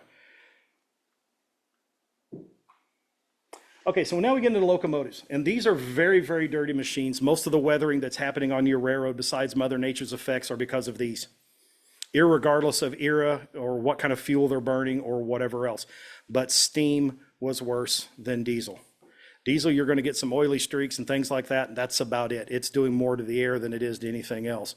Steam, on the other hand, these are solid types of particulates, so they go up, they come down. So they're going to be a little bit of everywhere. So things you could, but details that you can add to locomotives that a lot of people don't do, and especially if you're buying something that's out of the box. If you're buying a brass one, then it's probably already on there. But things you can add: steam lines, sand lines. Coal burners will need a shovel for the firemen. They'll have water bags, and those are basically a canteen. Depending on your railroad, and I've got a picture coming up here next that's hanging off the side of the tender. Most of them had it hanging off on a hook that was right underneath the window for either the fireman or the locomotive. In fact, the joke on the DNRGW, because they hung there and it hung right over the center number of the locomotive. So the running gag was, instead of being 482, it was 4H2O2. But all it is a canvas bag. They would fill it full of water. When the thing would start to sweat, the air going by it would cool it off, and it would actually give you cool drinking water. I would imagine it still tasted horrible, but at least it's cold water. Soot, again, everywhere. Oil burners, you're gonna have an occasional spill filling the tender. You may have a little bit of a leak somewhere getting it from the bunker in the tender up into the locomotive. So that might be another one you could add. Again, add a crew to the cab. The only thing creepier than a passenger train running down the road with nobody in the cars is a locomotive running down the line with nobody in the cab. They do. They're not realistic, but they do. Another good one for steam era, cab curtains. Cab curtains are super easy to make. If anybody drinks tea or their wife drinks tea, save the tea bags. Open the tea bag up, put the leaves out on a paper towel, let those dry, because those are great for scenery material, and then take the stained tea bag and you can make cab curtains with it. It's already the right color, and they work fantastically. You can have them down, you can have them bunched up, you can fold them up and kind of accordion them up and kind of tie them back.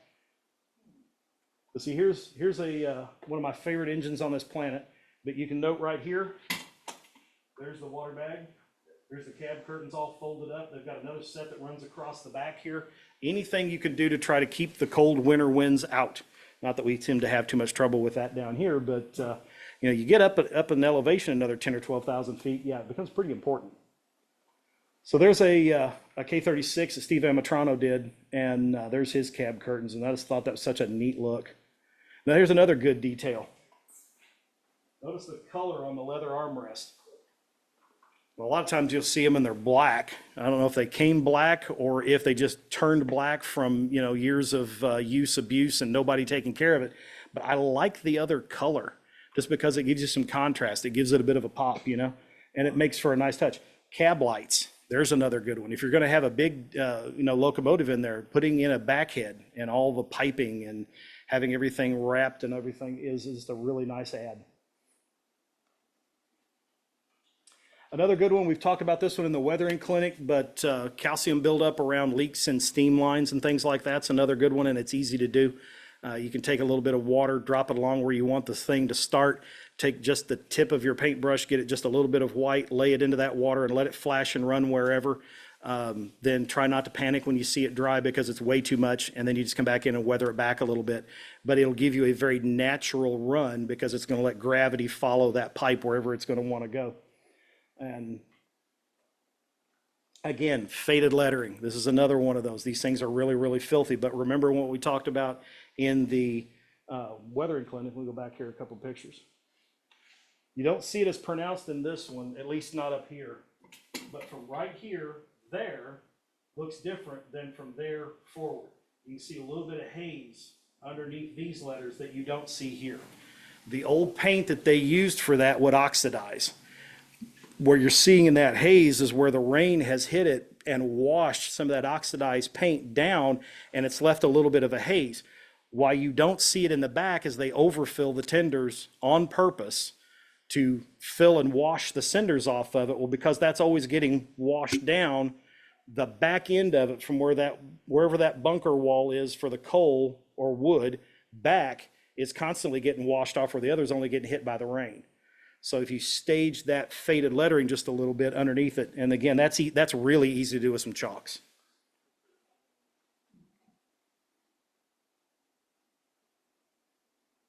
Okay, diesel locomotives, again, I'll be the first to admit I don't know that much about diesels because we didn't have that many of them on the narrow gauge stuff.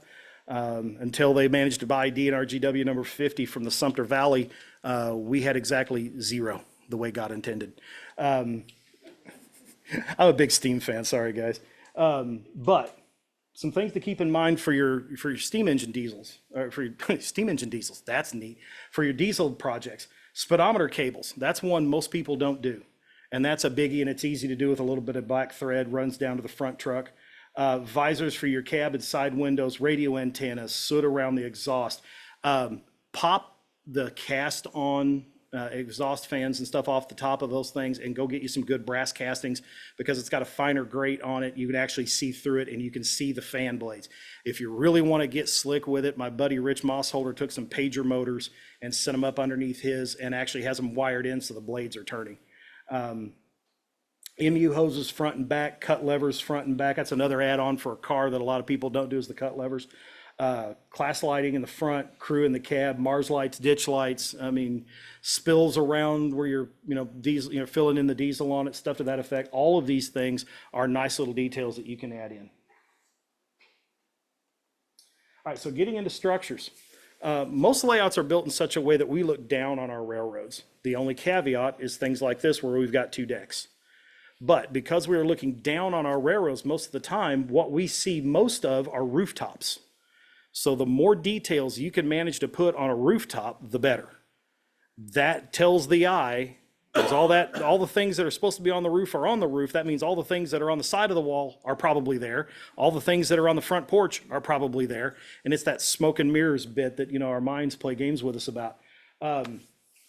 So up on the roof, chimneys, plumbing vents. We've talked, I preach plumbing vents every chance I get because it is the cheapest detail part to add. You can make them out of sprues. You can make it out of a solid piece of styrene rod. They are dirt cheap. Every building should have one. If it's got running water, there's a plumbing vent on your roof. If you're not familiar with that, when you go home, look up on your roof, you're going to find a pipe that sticks up about that far. There's no cap on it. That's the vent for your plumbing. Without it, water will not drain. So if you've got a great big apartment building, it should have 20, 30 units in it, and there's no vent up there, guess what? There's an outhouse out back. Or there should be. Or you got a lot of people running down to the local cafe to use the bathroom. But chimneys, vents, pipes, for your plumbing. Phone junction boxes, roof access stairwells. If you've got a really tall building like some of these, there'll be a stairwell up to that rooftop for getting up to do maintenance or whatever else, right? That makes for a really nice detail, by the way, because it's something a lot of folks miss. Wall ladders with cages on it for newer buildings. TV antennas. You ever want to really question your sanity? Sit down with some really fine wire and your soldering iron one afternoon and try to solder up the old TV aerial. Yeah, that one right there will have you pouring booze quick. Satellite dishes for new ones. Tar lines on the roof. If you've got a rolled roof out there, they're going to seal those edges, and you do that with a bucket of tar. Ken Marcoux had a building, and it might be over here in this one here. He did a neatest effect, and you would only want it on one roof on the whole layout. But he had a crew laying in a new roof, and you had the wooden spots out there, and they're up there with mops spreading out a brand new tar roof. I thought that was the neatest thing, and I told Ken, I said, I am going to steal that. Because it's a neat scene. Again, tells a story. Gutters, water tanks, birds, bird poop. Electrical boxes, signs, had to throw one in for Jeff. Air conditioning units and air conditioning ductwork, HVAC ductwork, is all over the place, especially on bigger commercial buildings. Have workmen up there, put some debris up there, leave some doors and windows open. I was working on a building, and I know a few that have heard me mention this before. I was working on a false front store. I'm building along, and my mother-in-law has since divorced this guy, but my father-in-law at the time comes walking up and he goes, "Yeah, you can tell you're not from up north." I said, "Thank you." And I said, "But what makes you say that?" And he goes, "There's no tires on your roof." And I did the whole Tim the Toolman Taylor, huh? You know, what are you talking about? And he goes, "In the wintertime, ice and snow will build up on the roof. And as ice starts to expand, it can push that brick right off the front of the building." He said, "So you'll stack up all kinds of stuff on the roof. And typically," he said, he grew up in Milwaukee. He said, "Where I grew up, we'd throw old tires up there. And it would not allow the ice and everything to build up in a solid enough block that it could put enough pressure to damage the structure." I was like, that's a nice one to know, and I stuck it in my notes. Not that I model that area, but some of you do. So Merry Christmas. My gift to you, sir. That explains on the fine scale miniatures layout that Franklin, South Manchester, that I really love. And I've looked at a lot of videos, a lot of pictures, and just about everything he has got pieces of wood on the roof. Mm-hmm. And not nailed down, but they're just random lay it up there. everywhere. Yep. And it's like, why is he putting wood on the roofs? Yep, that's a lot of it right That's there. it. Well, and I can tell you too, as a kid, if you're standing there and I wonder if I can get that piece of wood on the third story of that roof. You know, and up it goes. You miss once or twice. You hope you don't break out a window. If you do, you've got an exit strategy running that way. But, you know, there's all kinds of reasons for stuff will end up in all kinds of different places. Duane, just a kind of a question, you were talking about HVAC, Mhm. the top of like commercial buildings, Yeah. and that kind of stuff. About what era did those start appearing? Oh, yikes. Yeah, you know, honestly, I don't know for sure. When do you think that's got started showing up, Russell? Do you know? HVAC ductwork, when did they start putting that out on the roofs? You know, modern air conditioning probably didn't hit the commercial or industrial side of it until probably late 40s. Okay. The one problem that I see when people do a package unit and put the ductwork on it, they got the ductwork coming out of the piece of equipment the wrong spot. Or the wrong piece of equipment. And again, that gets down to that, what you don't know. Yeah. And most of the ductwork you see on the roofs, you know, if you get into the prototypical thing here, the ductwork either too big or it's coming in, you got a return air duct coming off the condenser fan side instead of the exhaust. It's a whole thing. Yep.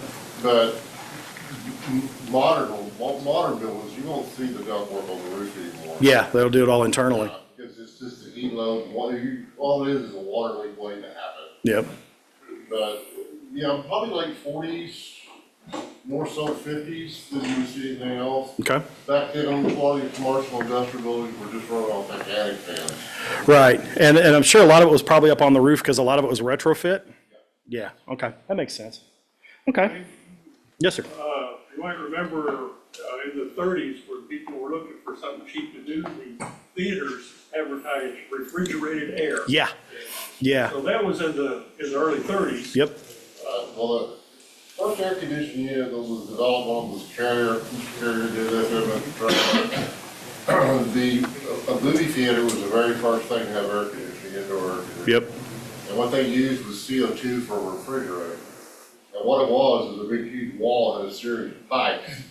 It would turn on the CO2 bottles and it actually would condense and freeze on the pipes.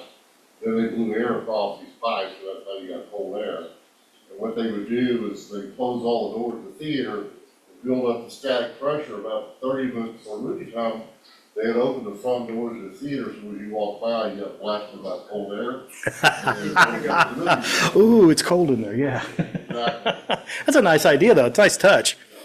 I remember seeing signs like Steele was saying. I remember seeing pictures of the old theaters and up there, and it would say something about having refrigerated air. So yeah, that's a good ad. Okay, so apologize for the lack of focus in this picture. This is when I first got my 35 millimeter camera way back in the day.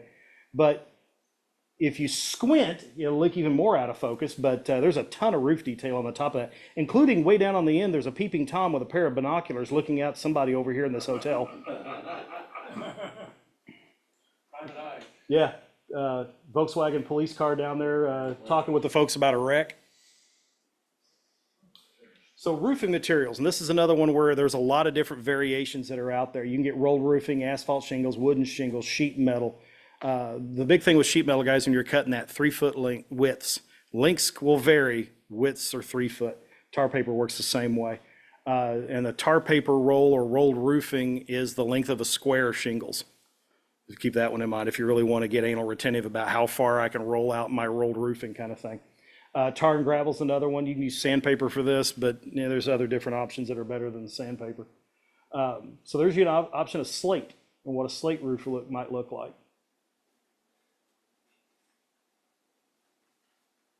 Put your flashing in the gutters and all the valleys. All that's going to have flashing, and that's another common mistake in modeling. But again, if you've never done you've never worked in the trades, you've never put a roof on, if you've never climbed around and been up on your roof, you may not ever notice it was even there, but it's there. Yeah, there you go. Yeah, we'll find it and point it out to you quick. Flashing is easy. You don't want to use regular aluminum foil because it's too thick. But here's the deal, fellas. You all got a wife who loves you and takes care of you and puts up with our hobby, right? So on your way home today, buy her a bag of Dove chocolates. Not Hershey's Kisses, buy her Dove chocolates. Go home, get the bonus points. Then when she eats those, I'll take that and put that in the trash for you, dear. You get another extra bonus point. You take those out to the train room. Put them on a piece of glass, use your finger to rub out all the wrinkles of it, and you get this really uber thin metal. And you can take it and lay it with the silver side up and glue it down. It was wonderful for roof flashing. You get to be the hero twice, and you get roof flashing out of the deal. It's a win-win. Sorry, Russell, your hose, man. She knows the trick now. I use copper, so. Yeah. So shakes, you'll see the shake shingles in all kinds of different lengths and stuff. They're put in one piece at a time. They're handed up. They're not up there with a straight edge, making sure everything lines up all nice and straight. It's put it up, drive a nail in it, and drive a couple nails in it, move on. But you can see what kind of effect you get with shake shingles. Now we get into steel roofing. Steel roofing comes in all kinds of different flavors now. You can get standing seam. You can get all kinds of different effects. But they've got some now that look like shingles. And honest to God, I'm about time to have to put a new roof on my house, and I'm thinking about going with this, because then I won't have to worry about a roof again. They're noisy in hailstorms. They can be until you spray some spray foam insulation up underneath the roof, and then they quiet down pretty quick. I asked a friend of mine about that, and he goes, yes, and it drove me nuts. I said, so what did you do to fix it? He goes, we had our house spray foamed up in the attic. He goes, it went away. And I'm like, beautiful, I'm going to do that too. Hey, no joke, I got a buddy of mine, tore his house out, tore it down to the studs. The only thing left was the outside shell and the stud wall inside. Rearranged some of the inside walls and completely remodeled the place. They spray foamed insulation, his walls and his attic. I have been in his attic when it was 106 outside. It was 72 or 3 in his attic. I've been in his attic when it was 26 degrees outside. It was 72 or 3 degrees in his attic. Absolutely amazing. His electricity bills have been less than $100 since he put that thing in there. And I went, I'm in. So I'm maybe retrofitting my house in the next bit of upgrades. Asphalt shingles, we all know what those look like. Those are easy to do. Those are easy to get. You can print them off that Evan Designs software. Rolled roofing, another common one, especially in commercial structures, things like that. Spanish tile, depending on where you are, especially if you're a Santa Fe modeler, you might be doing some Spanish tile at some point. And the stuff from, what is it, Plastruct or whoever makes the Spanish tile sheets, and yeah.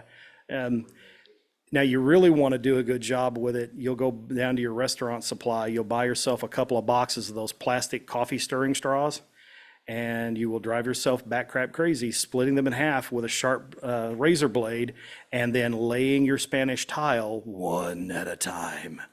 But it will look fantastic when you're done.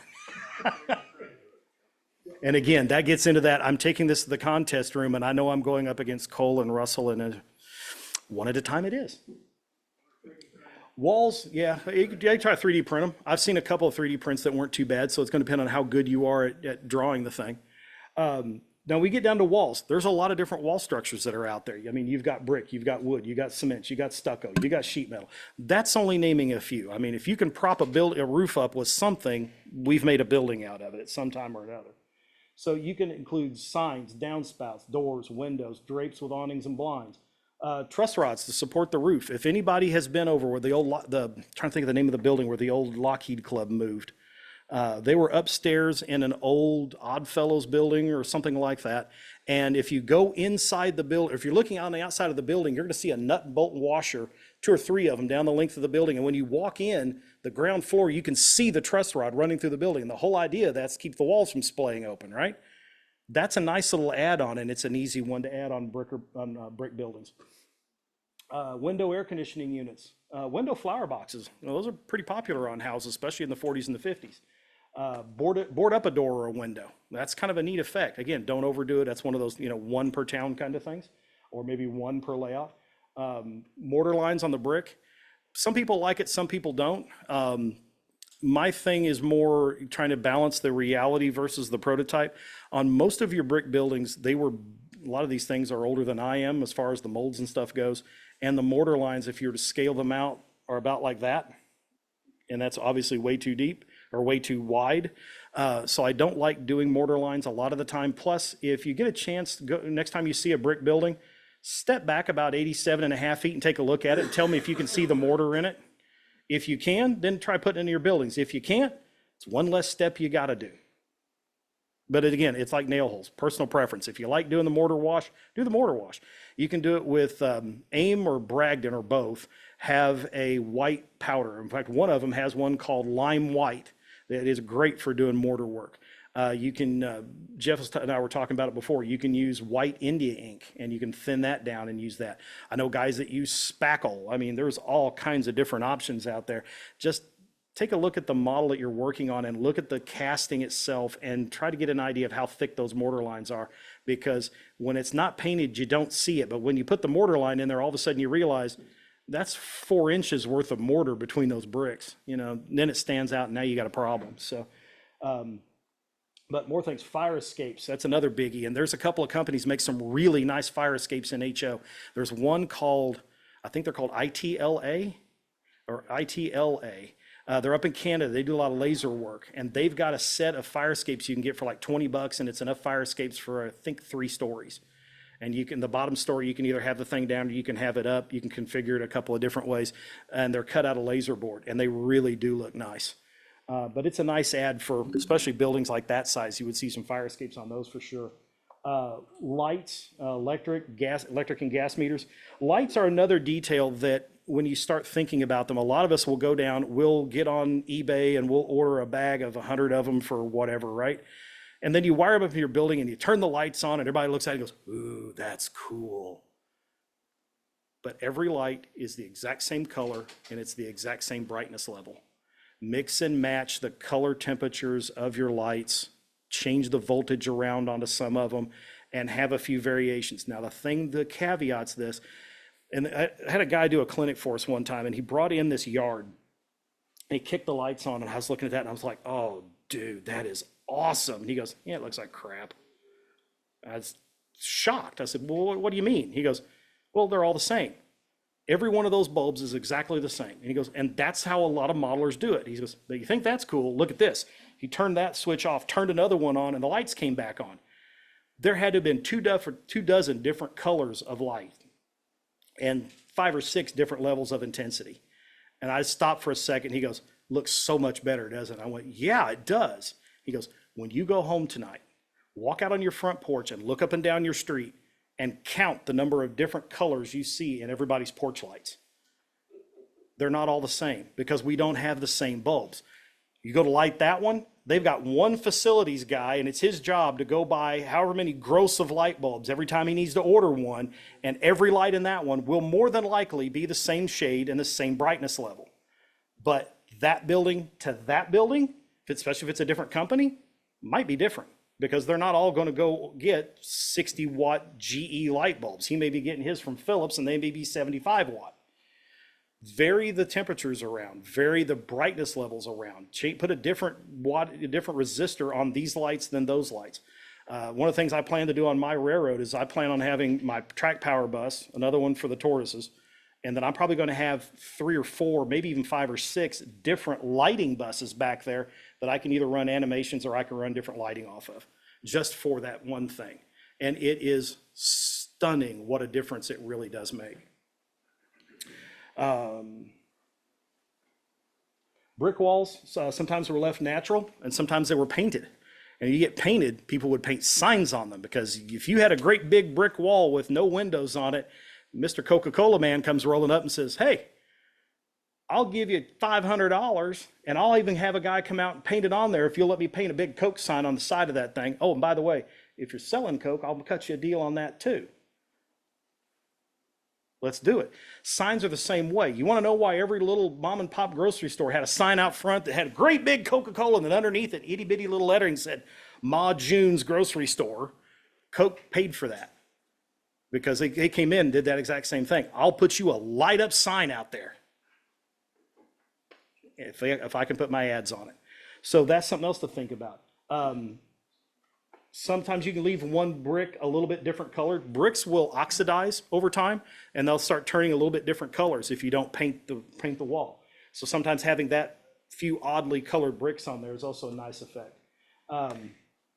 Sometimes parts of a building will get taken down and leave other parts of the building exposed. And I've got a couple pictures here to run through, and I'll show you that. So there's a good effect of a Bull Durham sign that's been painted on there at least twice, because you can see some shadow lines of the older sign on there. But genuine Bull Durham tobacco. Took that picture on the side of a wall in Jefferson on my honeymoon almost 25 years ago now. This is also in Jefferson. This is the corner of a lot where they've taken the corner building down. It had actually, I believe it had burned down, and they finished tearing it out. And I wanted this picture in here for a couple of reasons. First reason, notice how all of this has a cement coating. That was ground floor of the building. So at some time or another, they skim coated this and then painted it to give it a smoother wall look. Notice these little rectangles right here. That is an indentation in the wall where the floor joists anchored in for the second floor. Then you notice from about here up is weathered darker. That's where the roof was. That's the part of the wall that's been exposed to Mother Nature all these years. You notice on the other side over here, there's a spot where it's white. That's where you can really tell where that second story ended inside. So this is another picture looking back at that same scene, but looking at it in better light and looking back in this other direction. You can see where the second story used to be painted. You can really tell it's really pronounced where those second story floor joists mounted in. That's a neat one to add, guys. That's something nobody thinks about, you know? And that's, again, another one of those that I shot that with a 35 millimeter camera. Now it'd be one of these pictures on these. So this one I'm explaining to the lady at the photomat when I got it. Why'd you take a picture of a broken down building? I build model trains. I'm a moron. What can I say? Yeah, there you go. So brick walls, you can put your mortar in with a mortar wash if you want to. Obviously, some of English, take two. Different spots of color on the different bricks. So there's one, again, this was the old Richardson Square Mall Club that Dad and I belonged to years ago. I did a very light weathering, and that credit union building is just sitting in place at the time. I hadn't anchored it down yet, which is why you see the big gap in the floor. And but I wanted this one in here for a couple of reasons. Number one, this is something that we like to call the Dorothy effect, where the building is sitting on the ground, not in the ground. And I've left that picture in here, even though it was just sitting there, staged there, literally so I could take this picture. It got corrected, but I've kept this picture in this deck because I always want to point that one out. Anchor your buildings to the ground. Have the ground foam come up and cover it. In this case, I put a very light weathering on it. The guy that built that in our club, his wife was the executive secretary to the president of Community Credit Union. And I asked him, I said, okay, this thing looks like a toy. Can I weather this up? And he goes, really lightly. And I did that and got accused of, and I quote, ruining his building. I told him, I said, you want to see ruin? I'm about to really make it dirty. Note the sign for the attorney's office back here, how it's starting to fade out. But that was I think that was Dewey, Cheatham, and Howe, and the entrances in the rear. Volkswagen cop car pulling over the Ferrari Testarossa. I was drag racing Volkswagens back then, so it was my little plug for the Volkswagen crowd. For wooden walls, there's clapboard, there's board and batten, there's car siding, scribe siding, shiplap. There's all kinds of different kinds. You can do shingles for siding. That was very popular, especially up in Maine. But wood will show the different effects. We've talked about this in all the weathering clinics. The bottom of the walls stay, weather up harder than the tops of the walls, all that kind of good stuff. Nail holes are really, really popular. You've heard me get on my soapbox about those. But again, if you can see that nail from 100 feet, then put it on the model. If you can't see it from 100 feet, then leave it alone. I shouldn't see it from 12 inches away on your model. But splitting and lifting boards is really, really popular. And you see Celios do this a lot. And I love George's work, but this is the one thing, if he and I were talking about it, and he ever asked me, he said, if I do one thing that annoys you, what would it be? I think his lifted boards are overdone, because when he cuts them and he lifts them, if you're to scale that out, that piece of siding's now hanging off the wall about like that. When they lift and they warp, a bad one's about like this. So you're only talking a couple inches. It does not take a lot of lift to get it. But again, that gets back to that whole prototypical and real versus realistic argument we've been talking about. If he likes that look and that makes him happy, fantastic. Again, your railroad, your rules. But it can be very easily overdone. The other thing is that drives me nuts, if you are going to put nail holes on, for the love of all that's holy, do not use a pounce wheel and do not use a straight edge when you're doing it. And at least measure the things off every 16 inches. Too straight bugs me anyway, because I've hung siding, I've built houses, and we didn't use a straight edge putting the nails on the siding, I guarantee you. And they're certainly every 16 inches, that I promise. And if they're not on every 16 inches and you throw it in the contest room, I'm going to find it really quickly. So again, keep in mind your scale of your modeling. Again, this gets into the whole, if I can see it from 87 feet thing. So that's the depot in Chama, taken back in the late 50s or early 60s.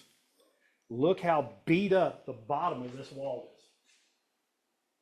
Now, part of this whole yard is cinder ballasted. So my first thought was, oh, it's just the water hitting the cinders and, no. Because that is a wooden walkway, that is paved. So that's not rainwater hitting and bouncing up on the wall. That's plain old everyday garden variety rot. That is the railroad not wanting to spend a nickel to buy a couple of gallons of paint to paint the building. And so much so, check this one out. Might be really hard to see, but right there, bowing out, running back up, is the second batten on that wall. And it's bowed out off the wall about a foot and a half. Looks like a piece of 2x2 that you could go buy at Home Depot right now. That thing's so crooked it could run for office. That's a nice effect. Yes, sir. I was just looking under the eaves on that. Nice and clean, actually. I'm just wondering. Yeah. In fact, I've got a picture I took yesterday in the rain, and I wanted to show this one, and we might get it. After we get done, I want to turn the overhead on. I got a picture I want to show everybody. I took a picture of my neighbor's privacy fence while it was raining, because I noticed the top cap on her fence demonstrated this effect really, really well. Oh, wait a minute. Let's go back one. Notice how this one is nice and green. Notice how these two are all faded out and beat up. Guess what leaked and got a new roof? Well, that could be part of it. I mean, that's facing east. So that overhang over the dispatcher's window there's north and south, but I'm still betting that roof ended up with a leak, seeing that pronounced a change in color. But yes, it could very well be. And another detail too, like right there, right there. That's where those shingles have been beat up. They've been knocked off, and what you're seeing is the layer of roof underneath it. And I want to say I've actually pulled that one up and blew it way up in Photoshop, and I think there's 3 layers of roof on that right now. Typically, if you'll overlay one, and when it's time to replace that one, you peel it back to the deck. So at least for modern home construction, at least. Oh, notice the painted chimneys. That's kind of a different effect too. All right, as mentioned before, with sheet metal, you're gonna have varying lengths, but 3-foot widths. Curled up and loose edges are a nice detail in a building that hasn't seen some maintenance, like that guy. You can also etch your metal with PC board acid. That makes wonderful looking rust, but we've talked about this one before. It pops, it crackles, it kicks off all kinds of fumes. You wanna make sure you do it outside. You wanna lay down a whole bunch of newspaper or a really thick plastic tarp of some sort, or it will leave little rusty orange stains all over your patio or your driveway that will not come off. I still have some orange spots on my driveway where it managed to pop past my newspapers back in the mid-1990s, and it's still little orange spots on my driveway to this day. So it's a mess. If you are going to go with the PC board, because it does give you some really nice rust color, do not just rinse it off to stop the reaction. It will stop it as far as you can see it, but you have not rinsed all the acid off and you have not neutralized the acid. So it's going to sit there and continue to eat on that a little bit at a time, a little bit at a time, and eventually you're going to end up with a roof that you never thought you did before. Mix up a little container of water and put some baking soda in it, and then dip it in that, because baking soda being a base, it will neutralize the acid. That will stop the reaction. Lay it out on some paper towel, let it dry. It will start rusting within a few minutes. In a few days or a week or two, when it gets to a color you're happy with, seal it on both sides with some clear. And it could be something as simple as Aquanet hairspray, just a clear coat of some sort of dull coat, because you want to seal it, because otherwise it's going to continue to oxidize, and eventually you're going to end up with a fuzzy white gray colored roof that you have to replace. Ask me how I know this. I've got a building I'm going to have to tear apart and redo the roof on it. Let's see, we talked about all that. So this is a color picture out of Campbell's from one of their Campbell kit deals. But there you've got board and batten siding and a sheet metal roof. And that's pretty common for a railroad type structure. I mean, you'll see those all over the place. Stucco walls. And this one can be pretty easy because you can trowel on different things for stucco and do it over brick. It was very common to do. Would help seal the wall up. You can do it with spackle. I've seen some guys, if you're really, really talented with it, you can get away with doing some drywall mud. Spackle's a little more of a favorite. However, if you're doing really small scales, if you just take regular old plain sheet styrene and make your building out of that, you can take your airbrush, mix you up a color of paint that is about what you want for your stucco walls, and put just a little bit of plain old baby powder into the paint, mix it up, and shoot it straight out of your airbrush. It will give a very fine texture to the paint job, and it looks like stucco. If you're at N-scale or HO, if you're an HO, hit it with the spackling and sand it back, and do it that way. Because now you're starting to get it thick enough where you can really see some of that. But in HO and N, that's so small that by the time you get that kind of relief in it, it doesn't look realistic anymore. However, one of the nice biggies, and of course I mentioned doing it, I miss Flocal paint, I really do. I have not tried mixing in the baby powder with like acrylics or anything yet, but with the Flocal, it worked like a champ. You need just about 3-4 more pounds of air pressure on the brush when you mix that in, just because it's going to be a little bit thicker paint. So this is, again, Steve Amatrano's layout. Nice shot of the backside of one of his stucco buildings, and this was done with, I believe, spackling. Either that or drywall mud. I can't remember which now. It's been a while since I talked to Steve about it. There's the front end of that building. Stucco likes to crack a lot. So coming back in with your X-Acto and carving in some crack lines and things like that. And then coming back with a slightly darker color for a wash. He mentioned panel liner before. He was talking about his brick streets. They make panel liner in several different colors, and they have a brown that would probably do really well for coming back in and putting in some dark spots in your stucco. In fact, Steve's the guy that gave me the idea about mixing the baby powder in the airbrush. I'd asked him for these pictures, and I was down in San Antonio, and about 2 weeks later, he calls me up and he goes, I got an idea for stucco. I went, okay, I'm game. What have you got? And he told me about mixing the baby powder in. He goes, I tried it. It's out there drying right now. I'll let you know how it works. I said, have you still got some of it mixed up? And he says, yeah, I was about ready to clean the airbrush out. I said, can you shoot me a sample of that? And I said, you're coming up to Mark's in a couple of weeks. He says, yeah. I said, bring me a sample of that. So he actually wrote out his mixture on it on the other side of this piece of styrene. Again, for HO and N, it really makes good looking stucco. We get into scenes now. think of what the scene is representing. Again, like we mentioned before, it's all about making little vignettes and telling stories. What type of machinery might a big building like that use? And then if that broke, where would they put the part? Would they actually set it out and have it hauled off by the railroad somewhere? Or would they just wheel it out the back door and drop it somewhere? The thing to keep in mind is, if you tell little Jimmy over here, I want you to take that broken gear over there and I want you to haul it out and throw it on the junk pile. Is little Jimmy going to grab this 150-pound gear and tote it 3 acres over by the tree and drop it off way over there because that's where the bald spot in your railroad was? He's going to roll that about as far away from that door as he thinks he can get away with without the boss yelling at him, and that's where it's going to land, and that's where the junk pile is going to begin. So kind of keep some of that in mind when you start laying some of this stuff out. A really big one gets around what's in the junk pile. Will it rust? That rust then can get washed down onto some of the wood. So you may have some rusty tones on some of the wood if there's a broken up pallet in it, for example. But the biggie that I really want to point out is, don't guess on what a part might be and just throw it in the junk pile for the sake of having a part in the junk pile, unless you bury it into the junk pile where we can't see it. And the reason I bring this up is I had a gentleman that I'm not going to name his name because he's here in the LSR, came over to his house and we were looking at his sawmill. Really nice sawmill. And I'm looking at his junk pile and I asked him, I said, so is there a particular reason why it's clear over here? Well, it had a bit of a blank spot in the layout and I just thought I'd put the junk pile over there because it made sense. They'd put it, I said, no, it makes sense if they put it like right here, not clear over there. But the bigger question is, why is that in the junk pile? Oh, I had it in my box. I had 3 or 4 of them. I didn't know what they were. I thought I'd throw them in the junk pile. I said, well, I know what they are. It's the lift cam for a stamp mill. Why is that in with a sawmill's junk? I didn't know what it was, but it was in my junk box. It went in the pile. If you're not really sure what it is, bury it in the junk pile.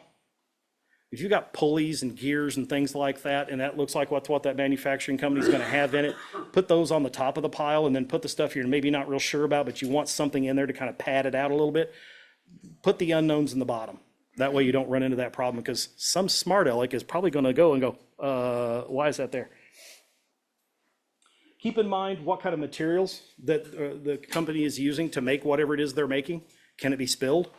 If it can be spilled, I guarantee you it's going to get spilled at some point. It's going to get spilled on the dock. It's going to get spilled in the building if you're doing an interior. It's certainly going to get spilled on the ground around it, where they're unloading it from a box car or from a tank car especially. So it can stain the ground. Different materials on loading docks. Now, a lot of times we're looking to add detail to a building. That's the whole purpose of this clinic. So a lot of times we'll go out there and we'll have a loading dock. We've got all this stuff stacked up on it. No. Why would you leave something sitting outside where somebody's going to walk off with it? It gets put on the loading dock while it's coming out of the box car or out of the truck, and until the guy can come around with a hand truck or a forklift and haul it inside. Stuff isn't staying on the loading dock unless there's people out there moving it in or out. You typically don't see stuff piled up on a loading dock.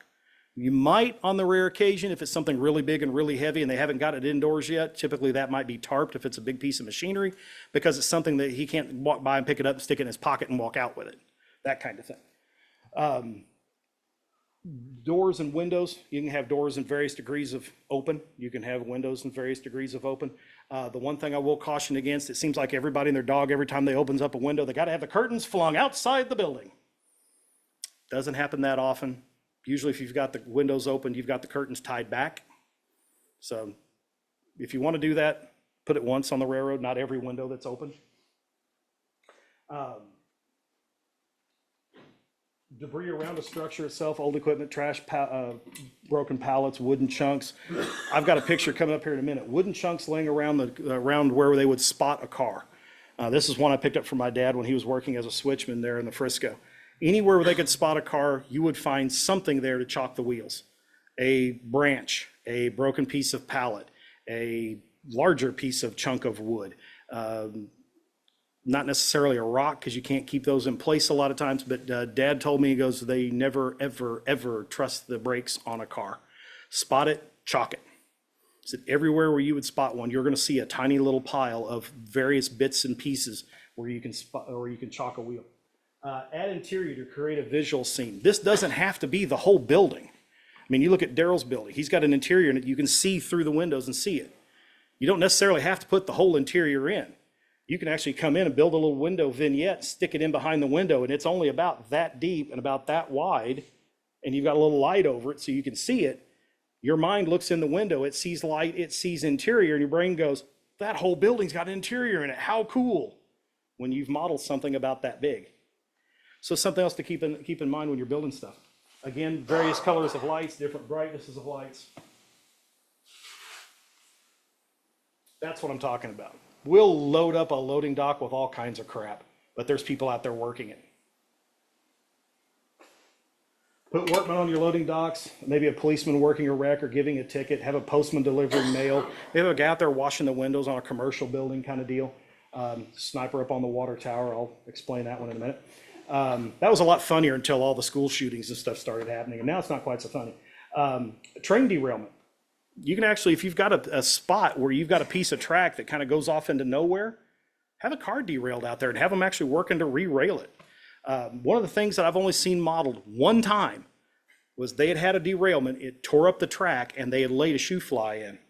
That's such a neat thing. I am so going to put that on my layout just to slow the main line down a little bit, but it's a nice detail. But again, once on the whole layout. You don't want 3 or 4 of them flying around there because now it looks like you got really bad road crew. Like a cafe or a barber shop, have customers inside. Again, great big buildings and nothing in them. When we were in the Richardson Square Mall, where this was about 15 feet that way, was a huge downtown area. I mean, great big, huge skyscrapers. There were 3 cars in the entire downtown and I think 9 people. It was the biggest ghost town you'd ever seen. And I argued about us putting more people into that thing right up until they tore it apart. And it never happened. So there's my cops pulled over the Ferrari again. Weeds, oil stains on your streets, maybe bricks showing back up through the blacktop if you've got old enough streets. Gas stations, have a car at the pump. Not all the doors have to be closed. You know, you can have the hood open. You always trust your man, you know, the guy, what was it? Always trust your car to the man who wears the star. Well, if you've got full service gas station, pop the hood open on a car and have them in there checking the oil. Have a flat somewhere on the layout. Have the trunk popped open. The guy's out there getting ready to get the jack out. Have the car propped up. But have people inside paying for stuff, buying Cokes or whatever else. Have one of the bays on the gas station open. Have a car up on the lift. That's super simple. It's called a styrene rod, painted simple. It's painted silver, glued up in the center of the car, and you glue that in the shop. Nothing simpler than that. And it could be one of these really crappy low detail cars because all you need to do is look in there and go, oh, they got a car on the lift. Cool. You're not in there counting to make sure they got the door handles right and the chrome's in the right place. You know, that's the place. That's a perfect place for those cheap little inexpensive cars. Have a light flashing. Maybe have a guy up underneath it working. Put a little flashing light, a little welder circuit in there, and have that going off where he's working on the exhaust. Put a new muffler on it. So we had a very large layout over there at Richardson Square. It was 28 by 76. It was really nicely detailed. And we had these really long passenger trains. And what they wanted to do was they wanted to have a small passenger yard over here and a freight yard on that side. And they were hauling these big, long passenger cars. And every depot kit we could find, even the big ones only made a depot about that big. But we had passenger trains that were like 4 feet long. So I took Crown Paint and Hardware from Cornerstone and a bunch of DPM modular pieces and built that. And it was about 3.5 feet long. Hadn't had a chance to detail the back of it when this picture was taken, and the roof details aren't on it yet. The 2 big powerhouse windows are stained glass. It had a revolving door in the center that was powered. Had one guy just stuck on it. I mean, he sat there for years, never did get in that building. He was in, he was out, he was in, he was out. But look at all the people, all the taxis lined up, baggage everywhere. We've got, and we'll see a close-up of it here in a second, but we've got a little park over here, picnic tables, the water tower. So right here, you can kind of see her pointing up. One little story. Lady's sitting there, she's pointing up at the water tower. And her husband's standing there, yes, dear.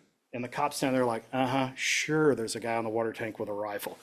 Up on the back side of the water tank was that one guy in the Pricer box of people with his stupid little German hat with the brush in it and the hunting rifle over his shoulder. I had a sniper up there. He was up there for about a year, year and a half. I popped him out. I found a set of earrings at Michael's around Halloween. And they had a set of earrings that were Frankenstein. And Frank's standing there like this, holding a skull. And I pulled a scale ruler out of my wallet and went, hot dog. Frank's about 7 foot tall. Perfect, I'll buy these.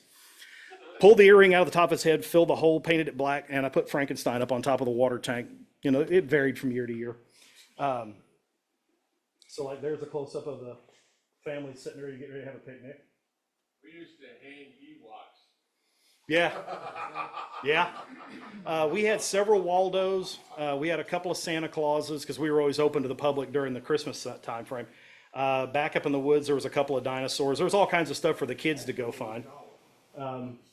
We were sitting there painting cars one night. You know my rule, have one, make many. I'm sitting with a shoebox full of 57 Cadillacs. And we're painting them one night, and I leaned over to Dad. I said, how many Cadillacs are in Cadillac Ranch? He goes, I don't know. So we finished painting, went home. I go to work the next day, and I'm working along, and the phone rings. I look down, and it's caller ID at Dad's office number. I picked up and said, yeah, what? He said, 11, or 1, 2, 3, 4, 5, 6, lost count. 2, 3, 4, 5, 6, 7, 8, 9, 10. There's 10. 10 what? Cadillacs in Cadillac Ranch. How'd you find that out? I said, I called the Garland Library's research library, and she went and looked up in Texas highways. I said, okay, I know what I'm going to do this afternoon. He goes, what? I said, you'll see. Click. I get in there, pulled out 10 castings, put them up on the miter saw, cut them at a 45, painted them different colors. I did this because we had 2 guys in the club who were supposed to be working on a very large section of the layout, but had gotten sidetracked on an in-scale layout over in the back corner. And I kept telling them, guys, we've got to be open in a week. What's going to go in this great big spot? I mean, you got a whole town's worth of spot here. What's going in it? Oh, we'll get to it. We'll get to it. So finally, Grandma's house, the old Campbell's kit, shows up, and it's sitting up on the cliff. I'm like, that's kind of cool. What's that? That's the railroad president's home. I like that. That'll work. So what are you going to do down here in the valley? We're going to have a car show. Huh? We're going to have a car show. Okay, lame, but better than it being nothing, because that he didn't have grass on it at the time. So they come in, they lay it all out there. These are the 2 guys that always complained about the Waldos, the Santa Clauses, and the dinosaurs. So I get Cadillac Ranch done. Dad says, so where's that going to go? I said, right in the middle of Rick's car show. I go over to set it down there, and I hear the door open up, and I hear Steve and Rick talking. And I went, here we go. They come walking in, they're chit-chatting, and then I hear, oh, that's cool. And I went, damn. Who did this? I did. You can't see it back there, though. It needs to be up on the edge of the layout. Okay, fine. I walked over and picked it up, and then I cut it in over on our end. It was Cadillacs for the first year. It became pickups the next year. I think the 3rd year it was Volkswagens. It was another one of those that changed from year to year. Right next to that was a road crossing that had a billboard facing the aisle. It said, lose weight quick, call Bill Emick or Anna Rexick at 1-800-B2-THIN. Yeah, that got a lot of good chuckles. Got me a really nasty look and a hump from a rather overweight person once, but yeah, it was amusing. Every few weeks, those things are a different color now. Yeah, oh yeah, because the graffiti's hit them hard. So again, same scene, still horribly lit, horribly out of focus, but you know, bricks showing through, tars in the cracks, the grease stains down the center of the aisles. There's no parking on either side of that street. For 2 reasons. Number one, you'll notice not wide enough, but there's parking meters. If you want to make it a little bit wider, you can put some parking meters out there on the sidewalks. That's another one. If you do, put some greasy spots on either end of each parking spot where the car would sit and the oil would drip. Those grease stains are really easy to do. Again, charcoal brick like you do a portrait with, 220 sandpaper, make it into a little deal, take a little paintbrush and scooch it down there. Put some boards over your windows so you don't frost all the windows of your entire downtown, hit it with a little flat dull coat, and you're done. A lot of this gets down to don't overdo it. I mean, it can be really easy to do. And weathering's like this too. You can really get carried away with it and really get dark and really get muddy if you're not real careful with it. But just kind of keep in mind how things look for real. I mean, if you're not used to how a pallet company works, hop online. Pallet companies, Fort Worth, poof. It'll tell you that there's one on this street on the corner of this and this. Drive by there, whip this little guy out and take a couple of pictures. Do yourself a favor. If you really want to do one and figure out what's inside of it, Go in, tell them, I build model trains and I'm wanting to make a business on my layout. It's going to sit right up in the front, so I really need it hyper detailed. And I want to make a company making pallets. Can I get a tour? Or can you tell me, or let me stick my head back in here, ask them if you can take a couple of pictures. So nothing, I don't want to look and see, okay, so there's security wire runs there and it runs over there, because then you're casing the joint. But if they'll let you take a few pictures, or if nothing else, let them stick your head in the door and look around. They go, okay, so they've got a planer over here, and then they've got a joiner, then they've got a table saw, and then they've got this bigger compressor in the back to drive all the nailers, and they've got lumber racked over here. Okay, cool. You can go home and you can actually build it and get it to where it looks fairly realistic. And oddly enough, most of the time they'll go, yeah, sure, come on in. As long as it's not a hard hat area, most of the time they'll even give you a little tour. Yes, sir. The other thing, what I found is somebody want to know, why are you buying all this stuff? Mm-hmm. After I finished it, I took pictures and went back and showed them. Yep. This is what I did. Yep, I've done the exact same thing. In fact, one of the things that I would like to do, John's built a model of this actually. If you go up 75, go north into Oklahoma, it turns into 69. One of the first good-sized towns you're going to bump into is Atoka once you get past the casino. Atoka, when you get right past one traffic light, right next door to the McDonald's is a oil distributor.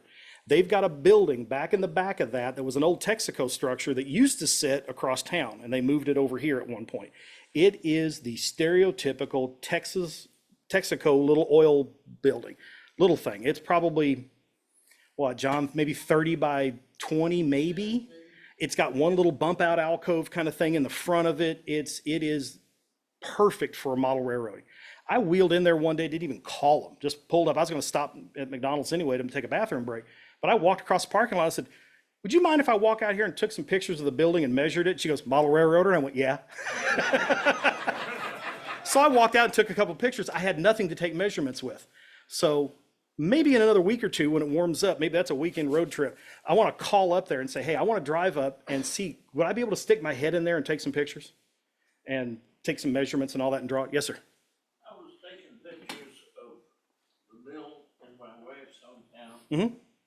I forgot my tape measure. Went down to the hardware store, bought a 10-foot length of PVC. Mm-hmm. There you go. Yep. Yeah, PVC works. I'll tell you my favorite, if I'm going to be measuring something, if I don't have a great big long measure, I go buy a yardstick, a drywall square, because it's like 4 or 5 foot long, and it's, I can take that and I can mask it off. So I paint 1 foot white, leave it bare, 1 foot white, leave it bare kind of thing. And you just walk up and lean that against the wall, step back, take a picture. That's really handy if you don't have a door in that wall. If you've got a door in the wall, you've got a good head-on picture, that door is 7 foot. You can extrapolate from there how big and long, tall everything is. But if you've got a 10-foot length of pipe, even better. Now you got a nice base 10 door to work with. Buy a cheap tape measure and carry it in the console of your pickup. Yeah. And you've always got it.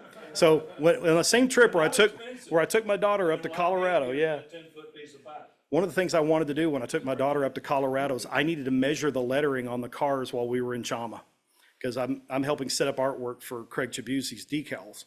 And I've since found a much better, more accurate way to go about doing that. But I pulled into Chama and I went, shoot. Aaron goes, what? I go, I forgot a tape measure. Well, we had to drive right past the grocery store, which has an Ace True Value right there joined to it. So I wheeled into there the next morning when we were off to get breakfast, wheeled in, bought a really nice tape measure, and it now lives in the junk drawer in our kitchen. But yeah, I definitely want to throw one in the glove box of the car just to have one. This doesn't work on the narrow gauge, but on the standard gauge, I took one of those 4-foot rulers, painted it like you said, and attached a magnet to it. Yeah. And then I went, thunk, Yeah. and I could step back and measure the lettering. Yep. It happened to be on Katie boxcars. Oh, geez, surprise. Yes, sir. Dwayne, one of the techniques that I've used on my building and is coming from just photos of buildings and places I've never been. A lot of times businesses will put a little sign that they've run off on a piece of 8.5 by 11 and they'll tape it on the window. Yeah. You have an instant measurement. Yep. That's literally a foot. Yep. You can extrapolate the entire building. Yeah. Another good one too, and I've mentioned this before in a couple other little tips and tricks. Don't just peel into the downtown area and start taking pictures of the fronts of all the old buildings. Drive back around and take pictures in the alley. Because guess where the trains are? They're in the back. So we're looking at the backs of the buildings, 99 times out of 100. So you need to know where the windows were in the back, if they had windows in the back, where the door was, where the door used to be. I've got some pictures of an alleyway up in Lawrence, Kansas that I have taken more urban archaeology pictures in that alley than I care to think about. But there was a doorway here. You can tell because there's a double arch set of soldier bricks up here, but there's no door anymore. There was a window there because you can see where the sill was. You can see where the bricks were over the top of that. And, so there's a lot of different things you can do, but take the pictures in the back. You learn where the dumpsters are. You learn what kind of trash is sitting back there. All the meters go. You'll see meters stacked on top of meters on top of meters. It's hilarious. So there's a picture when it comes back up. Searching for signal. There it is. So look at all the different little things that's in this. Look at how beat up all the edges of the porch boards are. Now this is the section house in Chama. I don't know, or up on Kruger's Pass. I don't know what that was. It was in front of the porch, so this wasn't nailed to the porch posts. Don't know why that was there, and I've not found any other pictures with it there. So I'm not sure why or what it was, but notice the mop. You got a broom hanging off the wall. You've got something that goes up there into the dark. I don't know what it is. You've got a little bench, rag, bucket. All kinds of details in that one little scene around one door. So here's a guy on his pop car. Now a lot of these things are so small you don't see them animated much, but you can find a lot of them that are 3D prints, or you can find castings for them. But look at all the junk he's got sitting on this thing. All kinds of stuff are piled in around it, tools and things like that. Weeds on the back side of fences. Because on the railroad right away, guess what? There ain't a guy out there with a string trimmer doing that. They just let it grow until somebody complains about it, and then some poor maintenance, some poor road guy's got to go out there and take care of it. There's a salvage yard. That's actual wrecks, not somebody's bad castings. I made them bad castings. This was the chooch piece that I stacked in here, broke it up, and then planted a bunch of weeds in and around it. But every other one of those is some sort of either hydrocal or resin casting. If you pour them in resin, and right before they're completely set up, pull them out a little early because they're soft and they'll be a little bit warm. Then you can take that car, if you pour it just semi-hollow, and rotate the car around until the stuff starts to set up, peel it out, and then take that car and ram the front end against a screwdriver and watch the grill do this and the headlights start pointing at each other. It looks like they hit a tree. You can take it, you can cut doors and windows out, then put them back onto other cars with have a door open or a trunk open or a hood open or whatever. There eventually, I don't know if you can't see it here, but right back here was a stack of doors, different car doors, and then another one next to it of hoods, just leaning up against each other. Everybody remember that thing? Yeah. Everybody, their dogs made it. They've been making that kit since the 50s. So I bought the kit on a $5 please get it out of here table and used it as a set of plans to make this. This is what you get. See how white that is now? That's what happens when you don't seal that sheet metal. That's the roof I've got to redo. So there's a crew getting ready to start working on the roof over there. I left some in the acid just a little bit long. So I scratch built a set of sawhorses with some replacement wood on it. I've got the ladder up here and the guy standing up on the "you're not supposed to stand on this" OSHA sticker. OSHA didn't exist back then, so nobody cared, right? There is the infamous 17-point Coke machine you heard me tell about. That is the Haste Brothers Glue Works, where haste makes paste. This is what I'm talking about around wherever you would spot a car. Little chunks of wood so that you can chop the wheels. I will be redoing that sign when I redo the roof because that looks terrible, and I'm going to fade it in Photoshop instead. But that was some very early, very meager attempts to fade that out with just a little bit of paint. And That's not the part of the horse that the blues made from. true. You want to drive yourself nuts? Scratch build wooden pallets. It's not hard. It's just super tedious. They look fantastic, however. So if you're putting some pallets in a foreground shot, give it a shot sometime. You'll question your sanity for sure. Oh, here's another one. I had this picture in this slide deck and a couple of others for a while.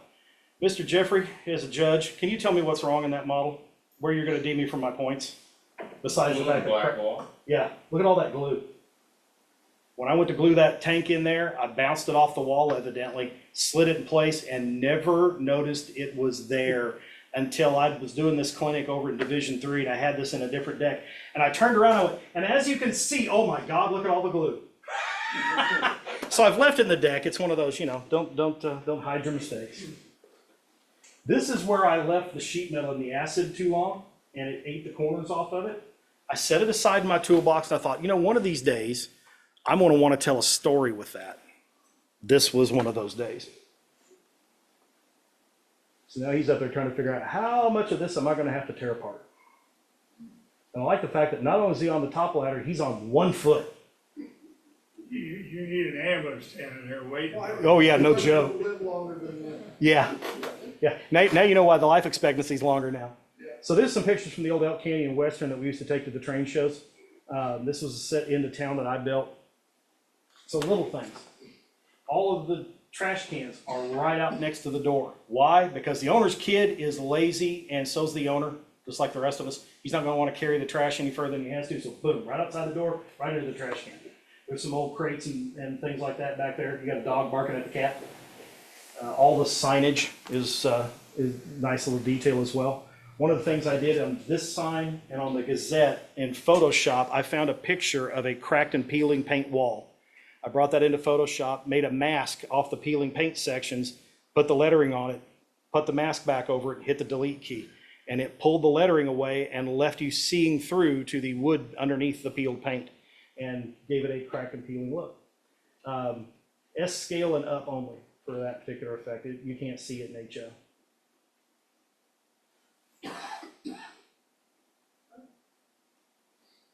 So this is an interesting thing. Notice how all of these, for the most part, are one color. The whole, put a third of it in this shade, put a third of it in that shade, put a third of it in that shade. Why? We're building a building, not a zebra. All of those boards have probably been out there the same length of time, and they're all the same species. They're all going to turn the same color of gray. But put a new one in a few places. So this door's got one, and that door over there had two. Where they just had one, it was so boogered up that they finally went in and replaced it. Whoop. So there's a night shot. The dog laying up underneath the deck.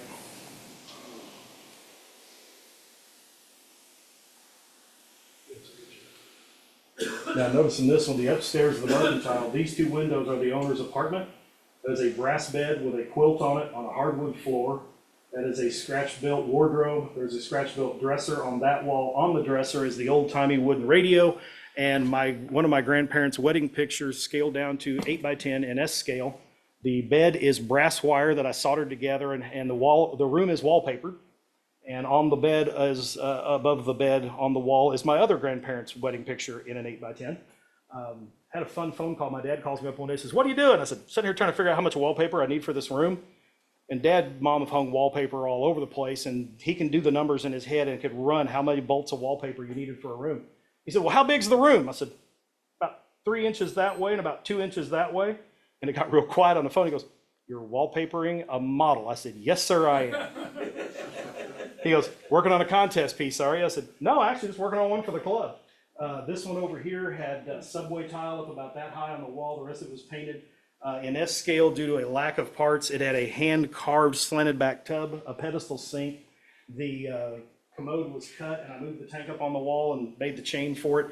It has a guy who's supposed to be sitting on a park bench reading a newspaper, but I sanded his pants off, took some toilet paper, wadded it around his ankles, and painted those up for his pants, and now he's sitting on the crapper reading the paper. Like so many other things that we've talked about in weathering or in building a model or in doing these types of scenes and putting the details, a little planning goes a long way, guys. You don't have to know how steel is manufactured to build a realistic little steel mill. But if you can learn the high level things, it makes a difference. Like Russell was talking about, I don't know HVAC. If I've got a problem with my air conditioner, I'm calling an AC guy. But it would be neat if Russell would do a little mini clinic for us talking about, here's what this looks like. It would not have ductwork coming off of it. Here's what this looks like. It would have ductwork coming off of it, but not out of this side, out of that side. That kind of thing. High level, so we can get the parts right and we can make it look right. So if Russell's in there judging and he looks at your air conditioning ductwork or your roof and go, "You're losing points of conformity, brother, because that ain't where that goes." So it does get down to that sometimes. If a judge doesn't know and you don't know, it doesn't hurt you. But when the judge knows and you don't, boom, you're busted for points. So if you do a little bit of research and learn a little bit of how things are done, you can actually make a much more accurate model. I learned this on the club layout. I had a set of cement plants up there, and the guy came by and goes, "So you can tell you never worked in one of these." I said, "You're right, but how did you know?" He goes, "My job for 2 summers is I was up on the roof of those cement silos with a jackhammer and a shovel, me and a buddy of mine. And your job, because that dust would pop out of the vents every time it blew up, it ends up outside and it ends up on the roof and then it rains." He said, "You start stacking that up there, it starts putting a lot of weight on the roof, it'll collapse the silo." He said, "So my job every summer was I got up, it's for a couple summers in high school, I got up there with a jackhammer, we jackhammer that stuff off, look over and go, 'You're clear,' and shovel it right off the edge of the roof." And I went, "Neat idea." I've since gone back and added 2 guys on the roof, one with a shovel, one with a jackhammer, and a pile of broken up little cement chips all around the bottom of the silos. So it's a neat touch. But anyway, really just give it a little bit of planning. Always remember, it's your railroad, your rules. If you want to do it, do it. If you don't, then don't do it. Just whatever makes you happy. Duane, thank you very much. You bet. Just one more announcement before we conclude the meeting. The Giffords need somebody with 3D printing experience to help them with the Dealey Plaza program, or scene. Courthouse. Okay, I've got an architectural file I can get, but it's not an STL file. Talk to Eric about this a little bit, it may or may not print, but I wanna make sure it'll be guard.